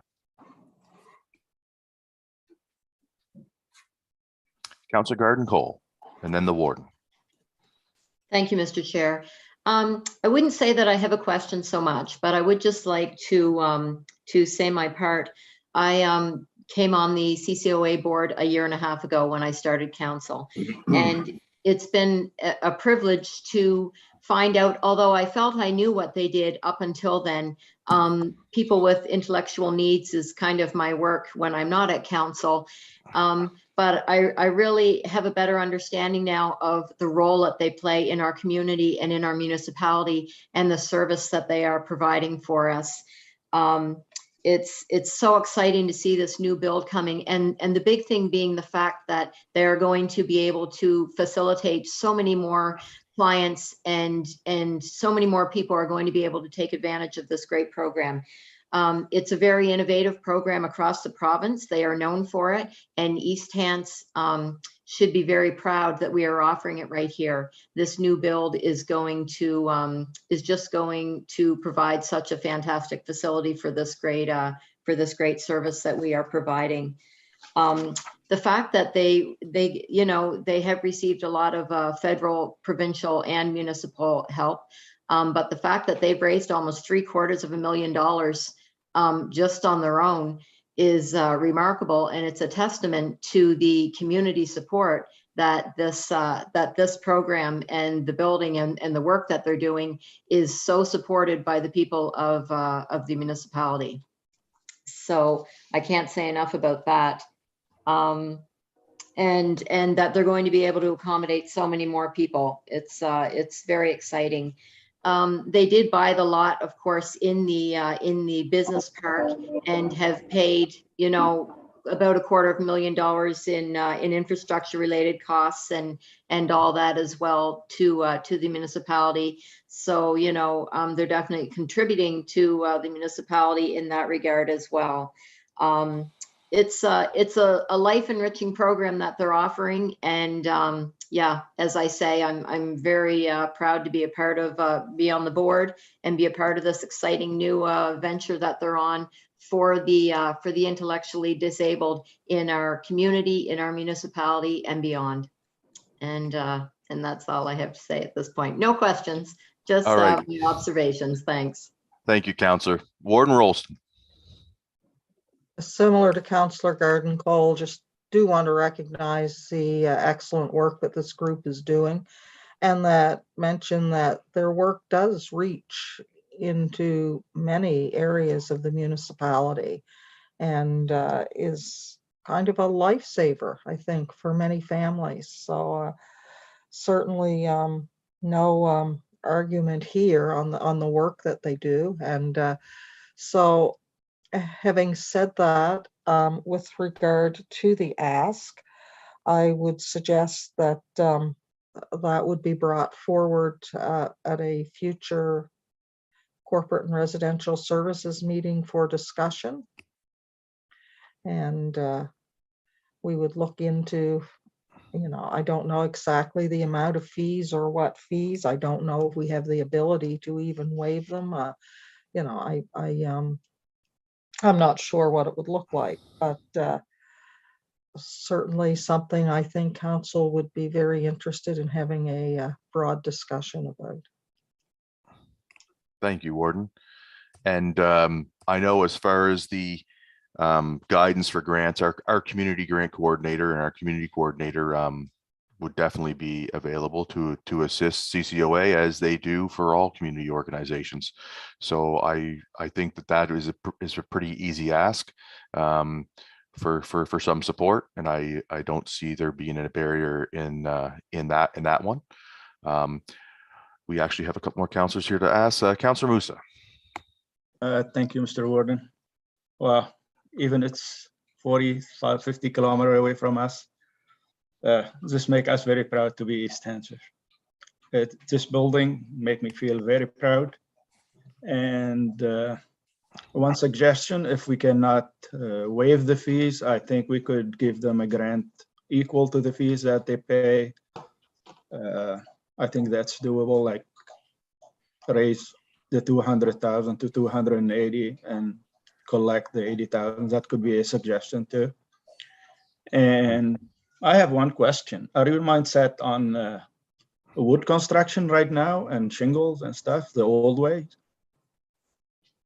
Through you, Mr. Chair, yes, it's wood construction. And we we've been at this for quite a while, and we've gone through a process of adapting the plan and looking at what's most cost effective and scaling down to save costs, and then realizing that that plan wouldn't accommodate the people that we're trying to serve. So this is kind of where we've landed. And yes, it's wood construction. So like, have you ever looked at the ICF, like for long term, like this building's going to be there for a while? Mhm. Probably if you pay more upfront, you could save a lot on maintenance and stuff. Have you ever looked at this option? Yes, well, the architecture team, which is William Nickham and Associates in Halifax, have considered all of those options, including steel, concrete tilt up, ICF, concrete filled forms. Yep, we've had a look at all that. Okay, Thank you. thank you. Thank you. And to Councillor Moose's points, some of those things you raised, Councillor, at the future meeting of corporate residential, when we talk about this, those would be great items to have at that time, and we'll look at how we can do things at that point. Councillor Rhino. Yes, thank you for the presentation. 2 questions. Has the sale of the space that you're in now been taken into account in your budgeting process? Through you, Mr. Chair, to the councillor, yes, it has. So the current property was, what's the word? Assessed, I guess. It was, yeah, property appraisal was done some years ago. And so we have a figure in mind to use if we need to sell the property. But here's something that we're more recently considering. And that is, if we were ever so fortunate enough to have this building fully funded, that we could keep this property and expand our residential options, put some homes here for people, and create opportunities for people on this property.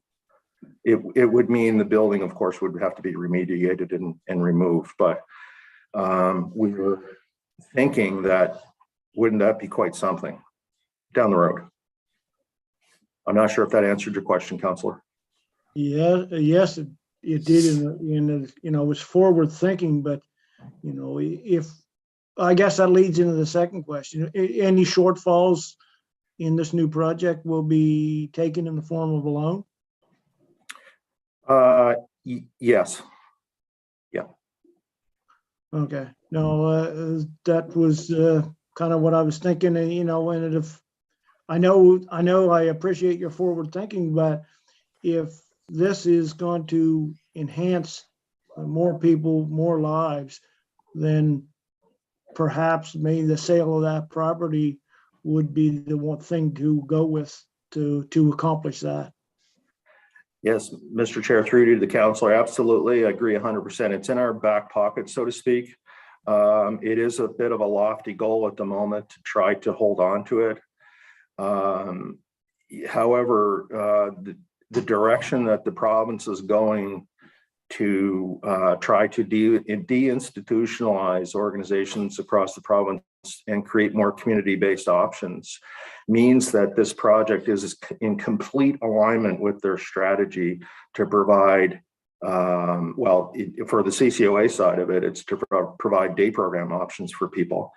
But we already have, and I don't want to cloud the two at the moment, because that wasn't the intention, but people will also need places to live, of course. So it's a thought, it's in our back pocket. It is a bit of a stretch at the moment. Also, I mean, you're back before us today with this ask. So I'm going to ask, you know, has our MLA and our member of parliament been re-asked for more funding due to the nature of the construction and where it's gone from here and the prices and things? Through you, Mr. Chairman, yes. Yes, they have. What, any success or any happy interest in that or what? Again, Mr. Chair, through you, happily interested is, yeah, I would say the MLA and the MP are very much in our corner on this, and they're doing everything they can to help. Thank you for taking my questions. Thank you, sir. Okay. Seeing no further counselors up to speak, again, thank you so much for coming today and providing us with an update on this wonderful, wonderful project happening in the municipality, and for your patience of sitting by as we went through the first presentation a little over time. All right. So yeah, for the record, we'll note to have a discussion on this at our next committee meeting for funding going forward. Thank you, sir. Thank you. Thank you, folks. Thank you. Appreciate it. Thank you so much. Thank you very much. Who wants to speak? All right, committee. The time is now 10:42. Sue had asked to speak, Mr. Oh, Chair. sorry. Go ahead, Sue. Sorry about that, through the chair. I just wanted to see if council is looking for us to staff to bring back a report on this, and if they wanted to have that. I know you want to have a discussion, but would you like a report with sources of funding? Yes, I believe that's what we're looking for, and I think one of the things that we also need to have in that report is the total number of contributions and funding we've done to this. I know we committed so much in cash, but we've done a lot of other things in ways to support this organization beyond that. So I think it's good in that report to show the total contributions made to CCOA as well. So that can be. Should there have been a motion of direction then? Yes, please. Yes. I'll move that with this ask of the Community Quarter Options Association be brought back to for discussion, and then a report on possible sources of funding be brought back by staff. Thank you. I so move. Second. Moved by Councilor Rhino, second by Councilor Musa. All those in favor? Aye. Contrary? Seeing none, motion's passed unanimously. Thank you, Councilor Rhino. So, being as we're over the time for corporate residential services, would there be a recommendation to move the following items remaining in corporate residential services to the end of the day, and then move into infrastructure and operations after a short break? What would the will of council be? Keep going. My thoughts would be to continue with corporate and finish it out. Okay. Is anybody else opposed to finishing off with corporate? Seeing none, we'll move on. All right. Next we have is the new employee introductions. Over to you, Shirley. I'll take that one. So we have three new staff joining us. You can see there we have Corbin Williams, Charles Patterson's coming back as a seasonal laborer at solid waste. Corbin is joining us as a water operator, and Henry Black is joining us today, first day as a building official. There is an attachment there that gives a little bit more information on their backgrounds. I won't go through all of that at the moment in the interest of time. Employee recognitions. We are very fortunate to have 3 recognitions this month. Jesse is celebrating his 10-year anniversary. Debbie Uloth is here for 15 years, and Andrea has hit the 20-year mark. So significant milestones, and we are, as we've previously discussed, hoping to be able to have some celebrations in person again soon for those recognitions. And we don't have any employee changes internally to announce this month. So we'll add that to the agenda next month in case there are some for next month. Right. I guess I'll just keep going then if going. you're interested in that. But before you go, on behalf of committee and council, I'd just like to welcome those returning back for work, and congratulations to those who have been with the municipality for a period of time. And we hope to recognize you properly later on. Thank you. All right, continue on, Shirley. Okay, so I'm just going to share my screen there again. We're going to talk about your council procedural policy this morning. So as you're aware, you do have a council procedural policy that governs how council operates in your committees of council and council. There is a requirement in that policy that there is an annual review. So this is your annual review at the start of a new fiscal year. As I've mentioned in the past, what I do as a staff person is I kind of keep track over the year of all of the topics and items that have come up either for discussion or as changes are made to other policies or terms of references. I keep a running list of all the things that would impact this policy, and then as part of the annual review, we make those changes, or council would consider some items that might need to be changed. It's also your opportunity, if there's anything in that policy that you feel that needs to be looked at or changed, this is the time that you could raise those things. So here in the staff report, I won't go through it necessarily in the report, but I will show you the draft policy so you can kind of see it as part of the policy document. There are a number of updates for this annual review for consideration. Many of them are just housekeeping in nature. Some changes to some definitions, some wording changes. There are some more significant ones, addition of some sections around us having our virtual meetings. So you may recall, and Juanita alluded to it in her presentation earlier, because of the pandemic, there was a ministerial order that allowed municipalities to meet virtually. That has also been provided a sample policy by AMANS.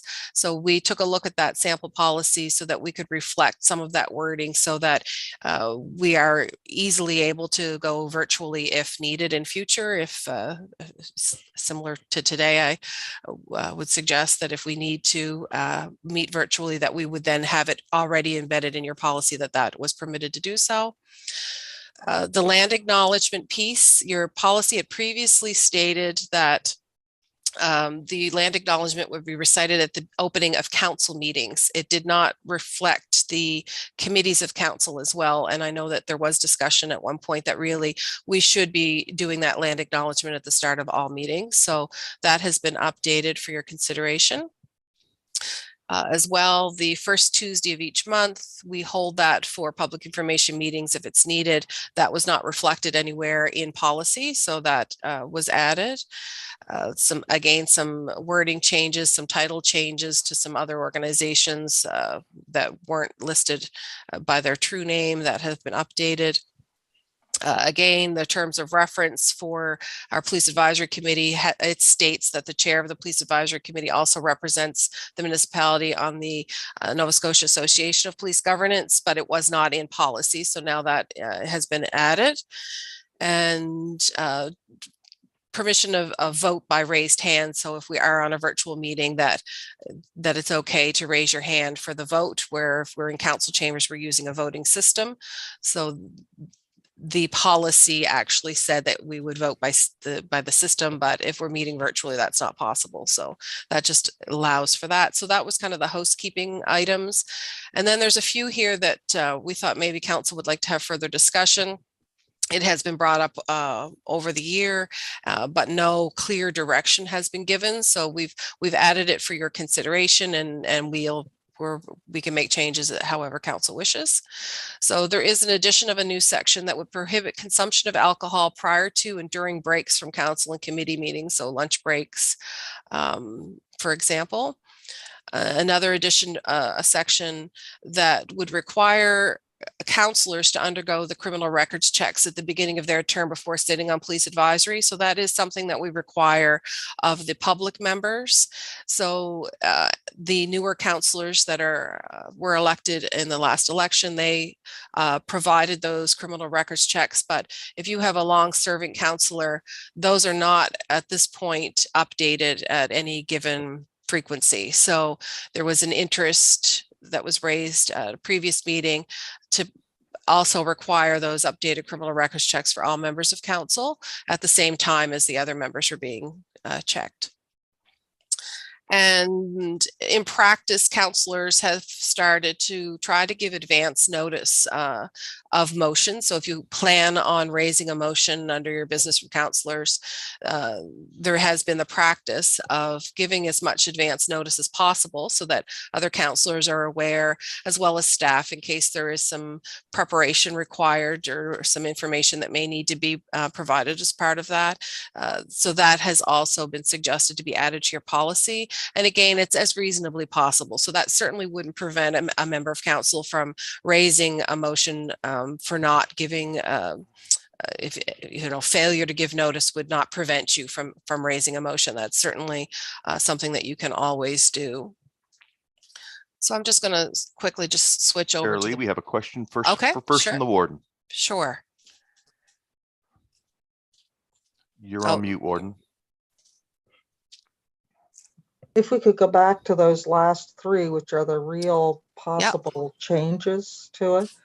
I'd just like to say the first item came out of probably originally a discussion some time ago now, after a lunch break, when I was approached by a staff member who, and I've never been sure if we do have such policy for employees or not, but the staff member certainly understood that there was either a policy or an expectation that as staff, they were not, would not be having a drink with lunch or whatever.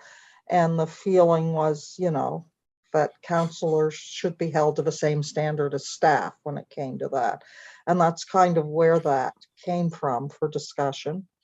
No problem with number 2. Number 3, you don't have me there. Many, many times there have been introductions of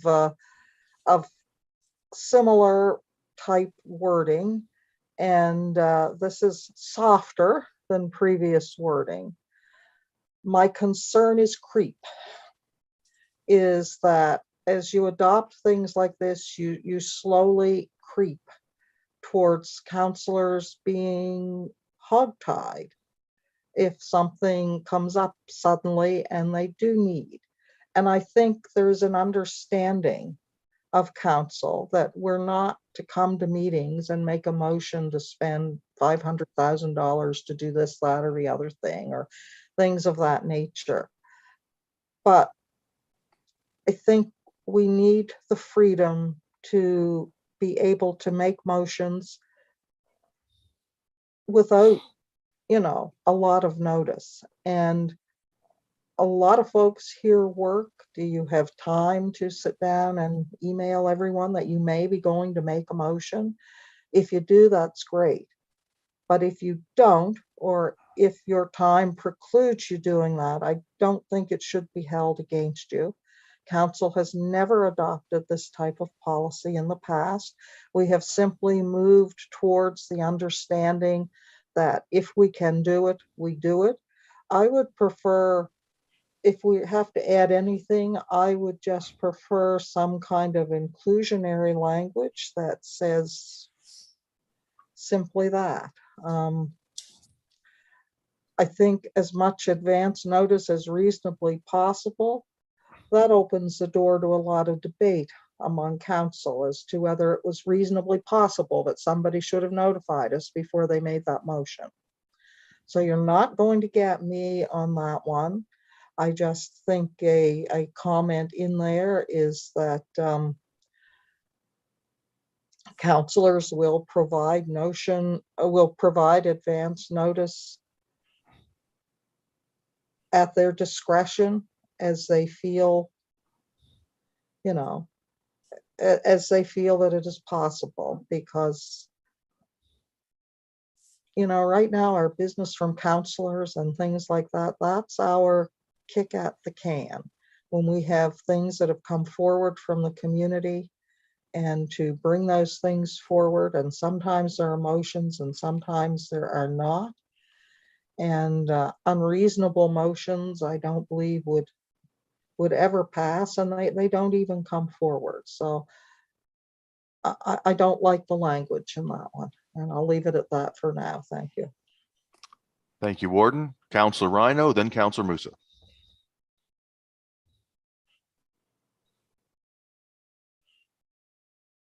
There we go. I'll address these in bullet point. Number one, you don't have me on that one. I can live either way. It doesn't really matter. That is our free time at noon. People do like to have a beverage with their dinner. I don't feel that has ever been a contributing factor to any delinquency or any problems within council or committee meetings. And if it did, I think it should be addressed on a basis on as a counselor basis. Also, if it's a matter of perception, well, then why is that drugs not involved in there? Because marijuana is legal now. Also, I'll bring to everybody's attention that even at our voluntary recognitions, there just before that there is an open bar at many of those things. So, I don't really agree with that at all. And if we're going to represent the municipality, and if we're going to go down that road, then we'd be representing the municipality at any conferences or anything. I think the same really should follow that if we're going to go down that road. Personally, I think if we deal with this if this was a problem, we dealt with that on a personal basis. If it became a problem, that's where we should be heading. Bullet point 2, not a problem. I don't see any problem with that on my own behalf. So, we're asking other committee members to have that. So should we. Bullet number 3, much the same as the warden. I can see that if this went into effect, that eventually that would grow into all things, and that would be open to interpretation. So I do believe that we are put there as councillors to bring problems or anything to do with our constituents to the floor, and it may be done at the last hour before a council meeting or whatever. So I do believe that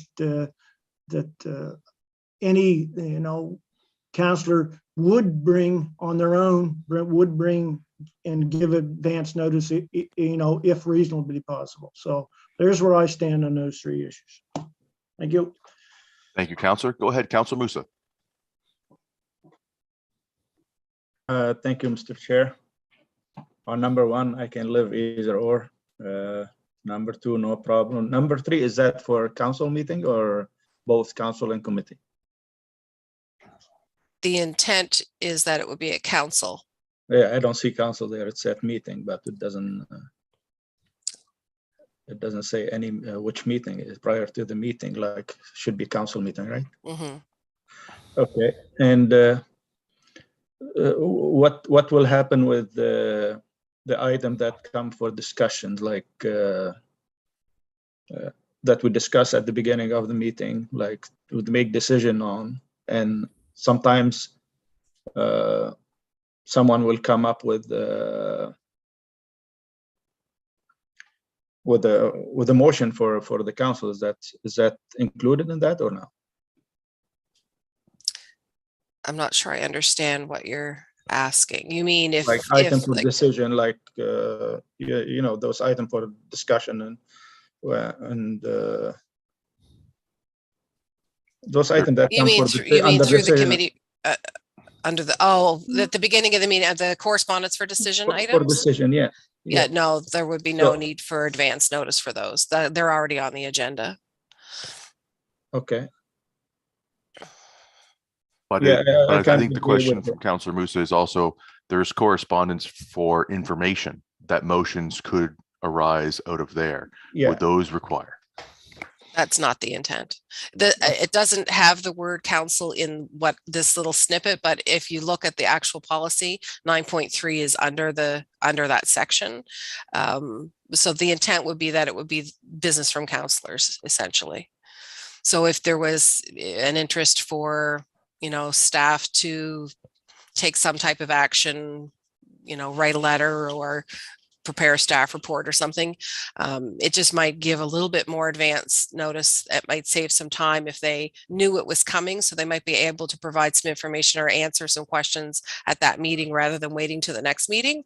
But certainly these are all here for, this is your policy. So if that's not something you're comfortable with, we certainly don't need to have it there.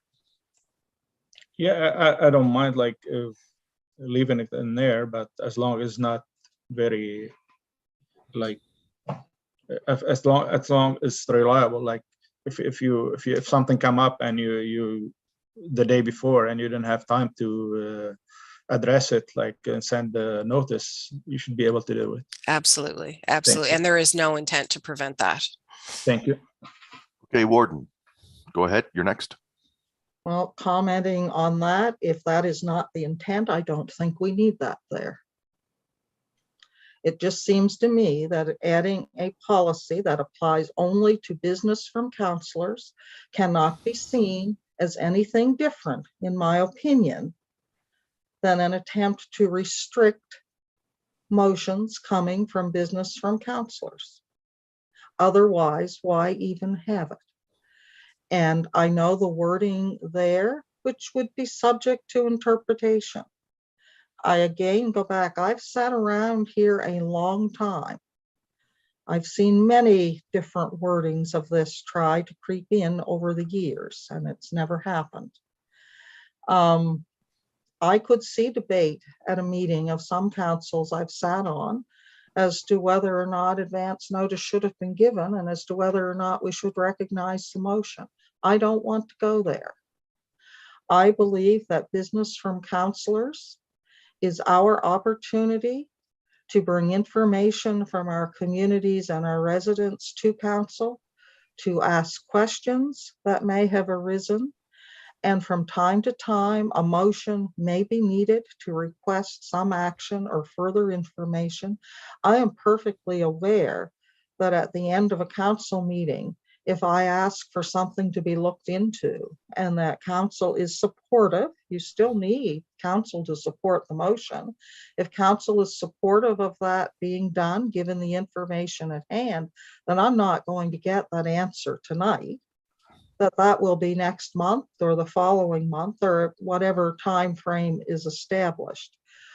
I just am very, very leery of encompassing this, and I know I'm the exact opposite of the previous warden on this.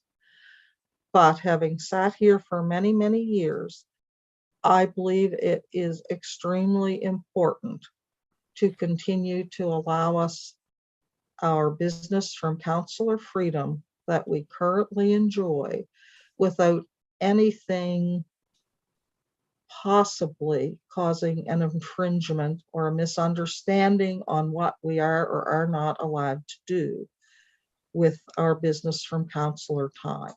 Because as I said, that is the only time we have to bring certain things forward. So I will not be supporting that third edition.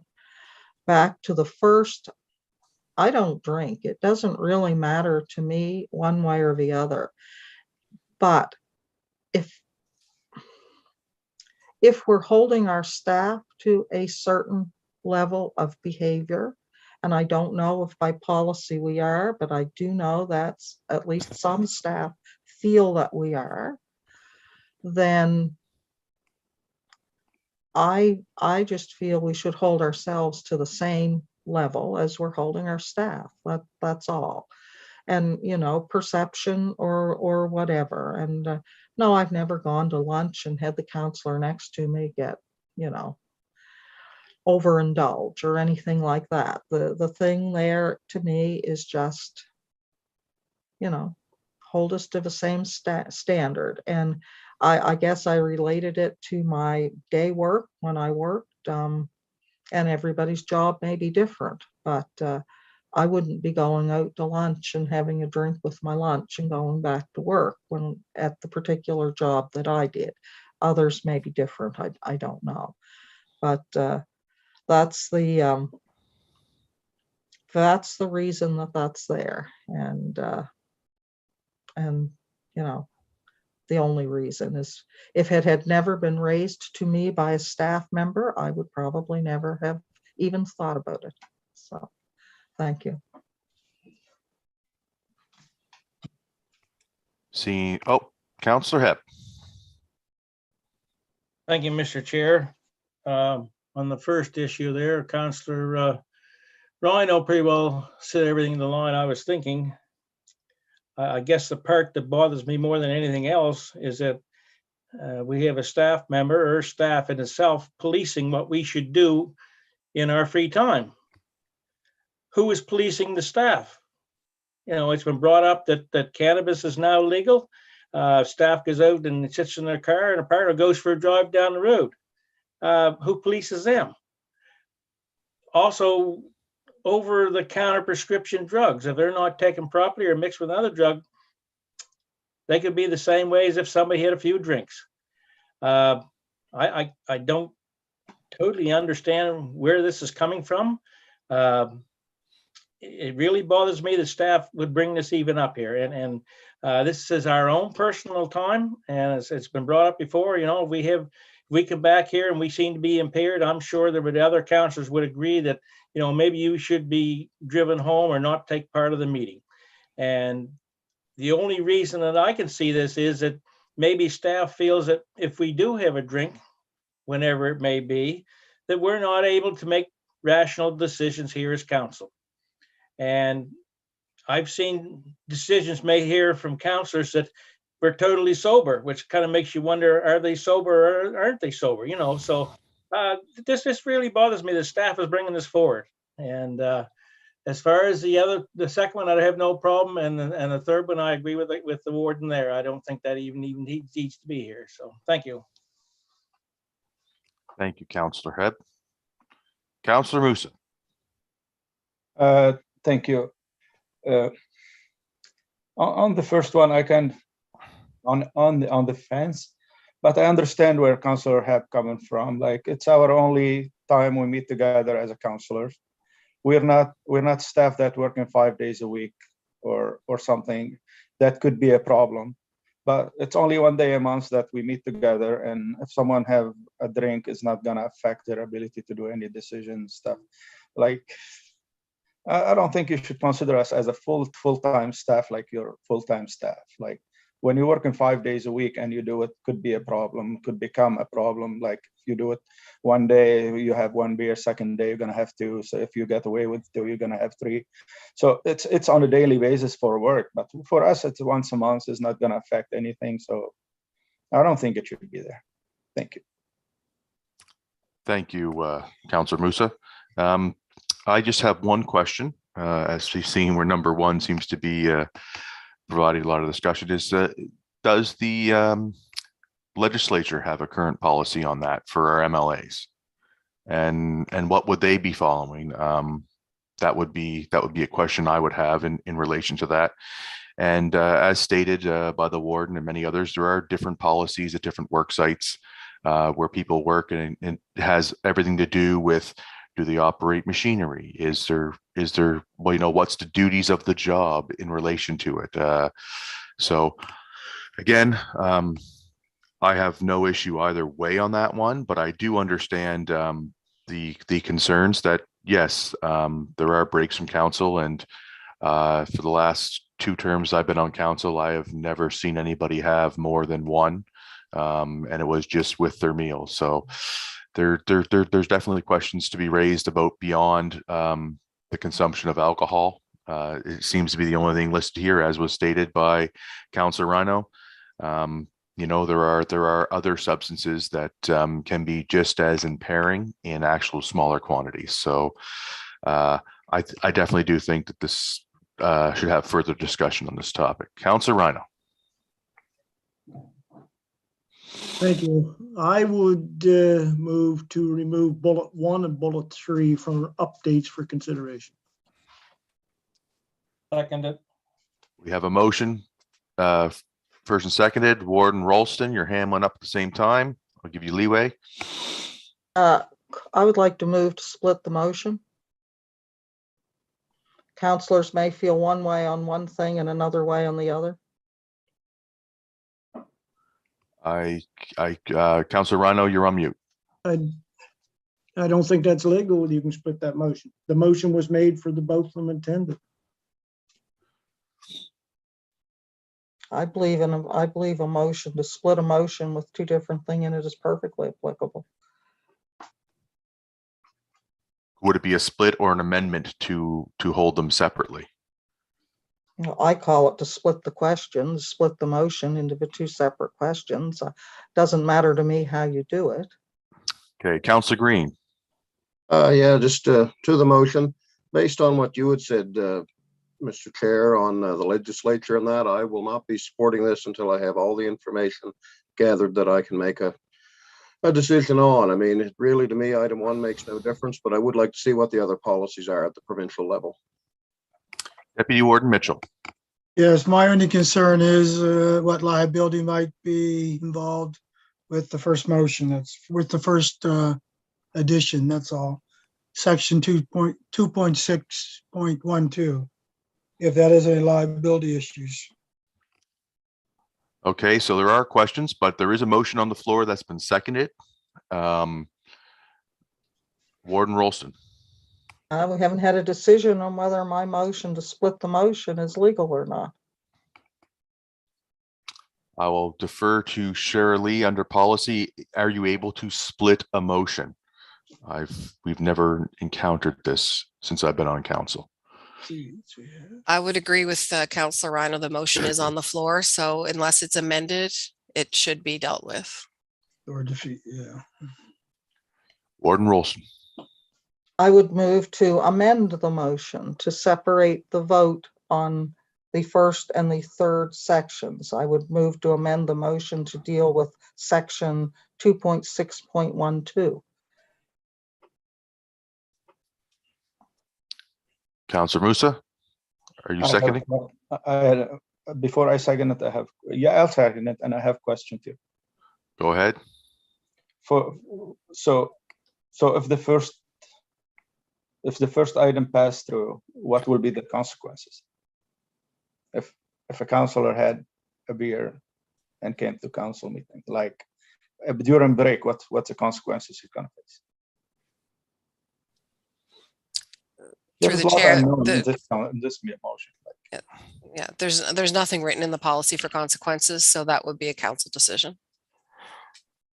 So it'd be treated like any violation of council policy. It would then come to council, and council would determine what the repercussions should be. If I'm hearing that correct, Shirley. That's my understanding. Okay. All right. Deputy Warden Mitchell. Yeah, to the amended motion. No, we haven't voted on the amendment. No, but we have it first and seconded on the amendment. Getting back to my original question on bullet 1, was the liability issues if something happened to that councillor getting back to the chamber? Through the chair, I could check with our Mike Hatfield and check with our insurer, but I would assume that it would be on your own personal time, like you say, and you would be traveling in your own personal vehicle, so there would be no liability to the municipality. Okay. I would tend to agree with that, Shirley, because it is personal time. You are not attending anything on behalf of council or under official council business, so you would be it as an individual. Would John Q. Public realize that? If anything happened, I think the biggest concern would be what Johnny Law would understand and what would happen there. But I do agree, Councillor Mitchell, that is a consideration. And Councillor Rhino. I do believe the amendment is invalid because it takes away from the original intent of the original motion. Warden Rolston. Could we have the original motion read back, please? The original motion was to remove bullet 1 and 3 from consideration of the policy. So if the original motion is to remove bullet 1 and 3, and the amended motion is to remove bullet 1 by one vote and bullet 3 by a separate vote, they would both still be to be removed. So I don't believe that it changes the intent. The intent is still to remove both motions or both bullets, just by a separate vote. Shirley, go ahead. I just wanted to give another update. It was questioned whether there's an HR policy that speaks to staff and the use of alcohol, and I've had it confirmed with our HR officer that it's not specifically laid out in policy. It is on a list that the CAO is going to be considering to strengthen wording around it, but it is currently not in a policy. It does speak about premises. Alcohol on the premises does speak to that, but nothing more specific. Thank you, Shirley. So we have an amendment, and I believe the amendment is valid. So we're going to go forward with the amendment as chair. Clarification. Are we voting to do the amendment or on the amendment? We're voting on the amendment. I'm allowing the amendment vote to go forward. And so what are we specifically voting on? The amendment put forward that items 1 and 3 be voted on separately for removal from the policy. And then we will vote on number 1, and then we will vote on number 2. I believe that is the correct procedure. If I'm out of procedure, please advise. Shirley. That seems accurate. Thank you. All right. So now we've had an amendment put forward. Voting on the amendment. All those in favor of the amendment, raise your hand. All those opposed? Amendment has passed with Councillor Rhino and Councillor Hebb voting nay. Now, we will vote on each point as raised in the original motion. So we will vote now on the removal under the consideration section 2.6.12, prohibiting the consumption of alcohol prior and during the breaks of council from committee meetings. All those in favor of removing this? A question. Councillor Musa, question to the motion. Yeah, like Councillor Green has said, like we need some more information from the if there's anything in the legislation before we do that. So would you be moving a further amendment to this to table this until such time the information gets back of what the other levels of government do? Yes, I do. I move that. Okay, this is a move to table this motion. Is there a seconder? Seconded by Councillor Rhino. All those in favor of tabling this until more information can be provided. All those in favor? Contrary? Councillor Hebb voting nay. We will table the motion on removing section 2.6.12, the prohibiting the consumption of alcohol prior to and during breaks from council and committee meetings until we are updated as to what other organizations are doing. Okay, moving on. We will now vote to remove the addition of section 9.3 that councillors will give much advance notice as reasonably possible of a planned motion to other members of council prior to a meeting. All those in favor of the removal of this, please raise your hand. Contrary? Motion is passed with Councillor Tingley voting nay. Thank you very much. Now we would also need the motion to give notice of intent to approve the policy with the changes and approval so that later today you can give your notice of intent for next week's approval. I don't think that we can approve the policies where there's still one item that is left to be determined at this time. We can have the information available for council night. Councillor Rhino. I believe you can, because that was tabled. We can review procedural policy at any time. There's not a set mandate. So we should be able to approve. And then if we come back to this and if it's either we no more consideration on that first one, well then it's a moot point. And second, if there is consideration, then we could put this into a procedural policy at that time. Thank you for clarification. So that's what we'll do. So you see the recommended motion there ahead of us. Is anybody ready to? Warden Ralston. I would move that Corporate and Residential Services recommends to council that council give notice of intent to approve the council procedural policy as attached to the April 19th, 2022 Executive Committee agenda with the changes that have been made. Motion's made, seconded by Councilor Green. All those in favor? Contrary? Motion is passed unanimously. Great. Thank you very much.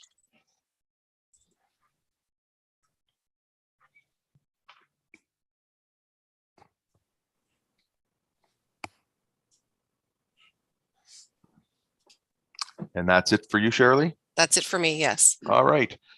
Next up, John Woodford, Polling District Review Report number 3. Go ahead, John. Okay, thank you, Mr. Chair. Oh, just 1 second there, John. Councilor Rhino. Could we have maybe possibly a 5-minute break in between so we could retire for a second? I believe that would be in order. We've been going for a long time. So while John gets all set up, we will take a 5-minute break. It is time now is 11:22.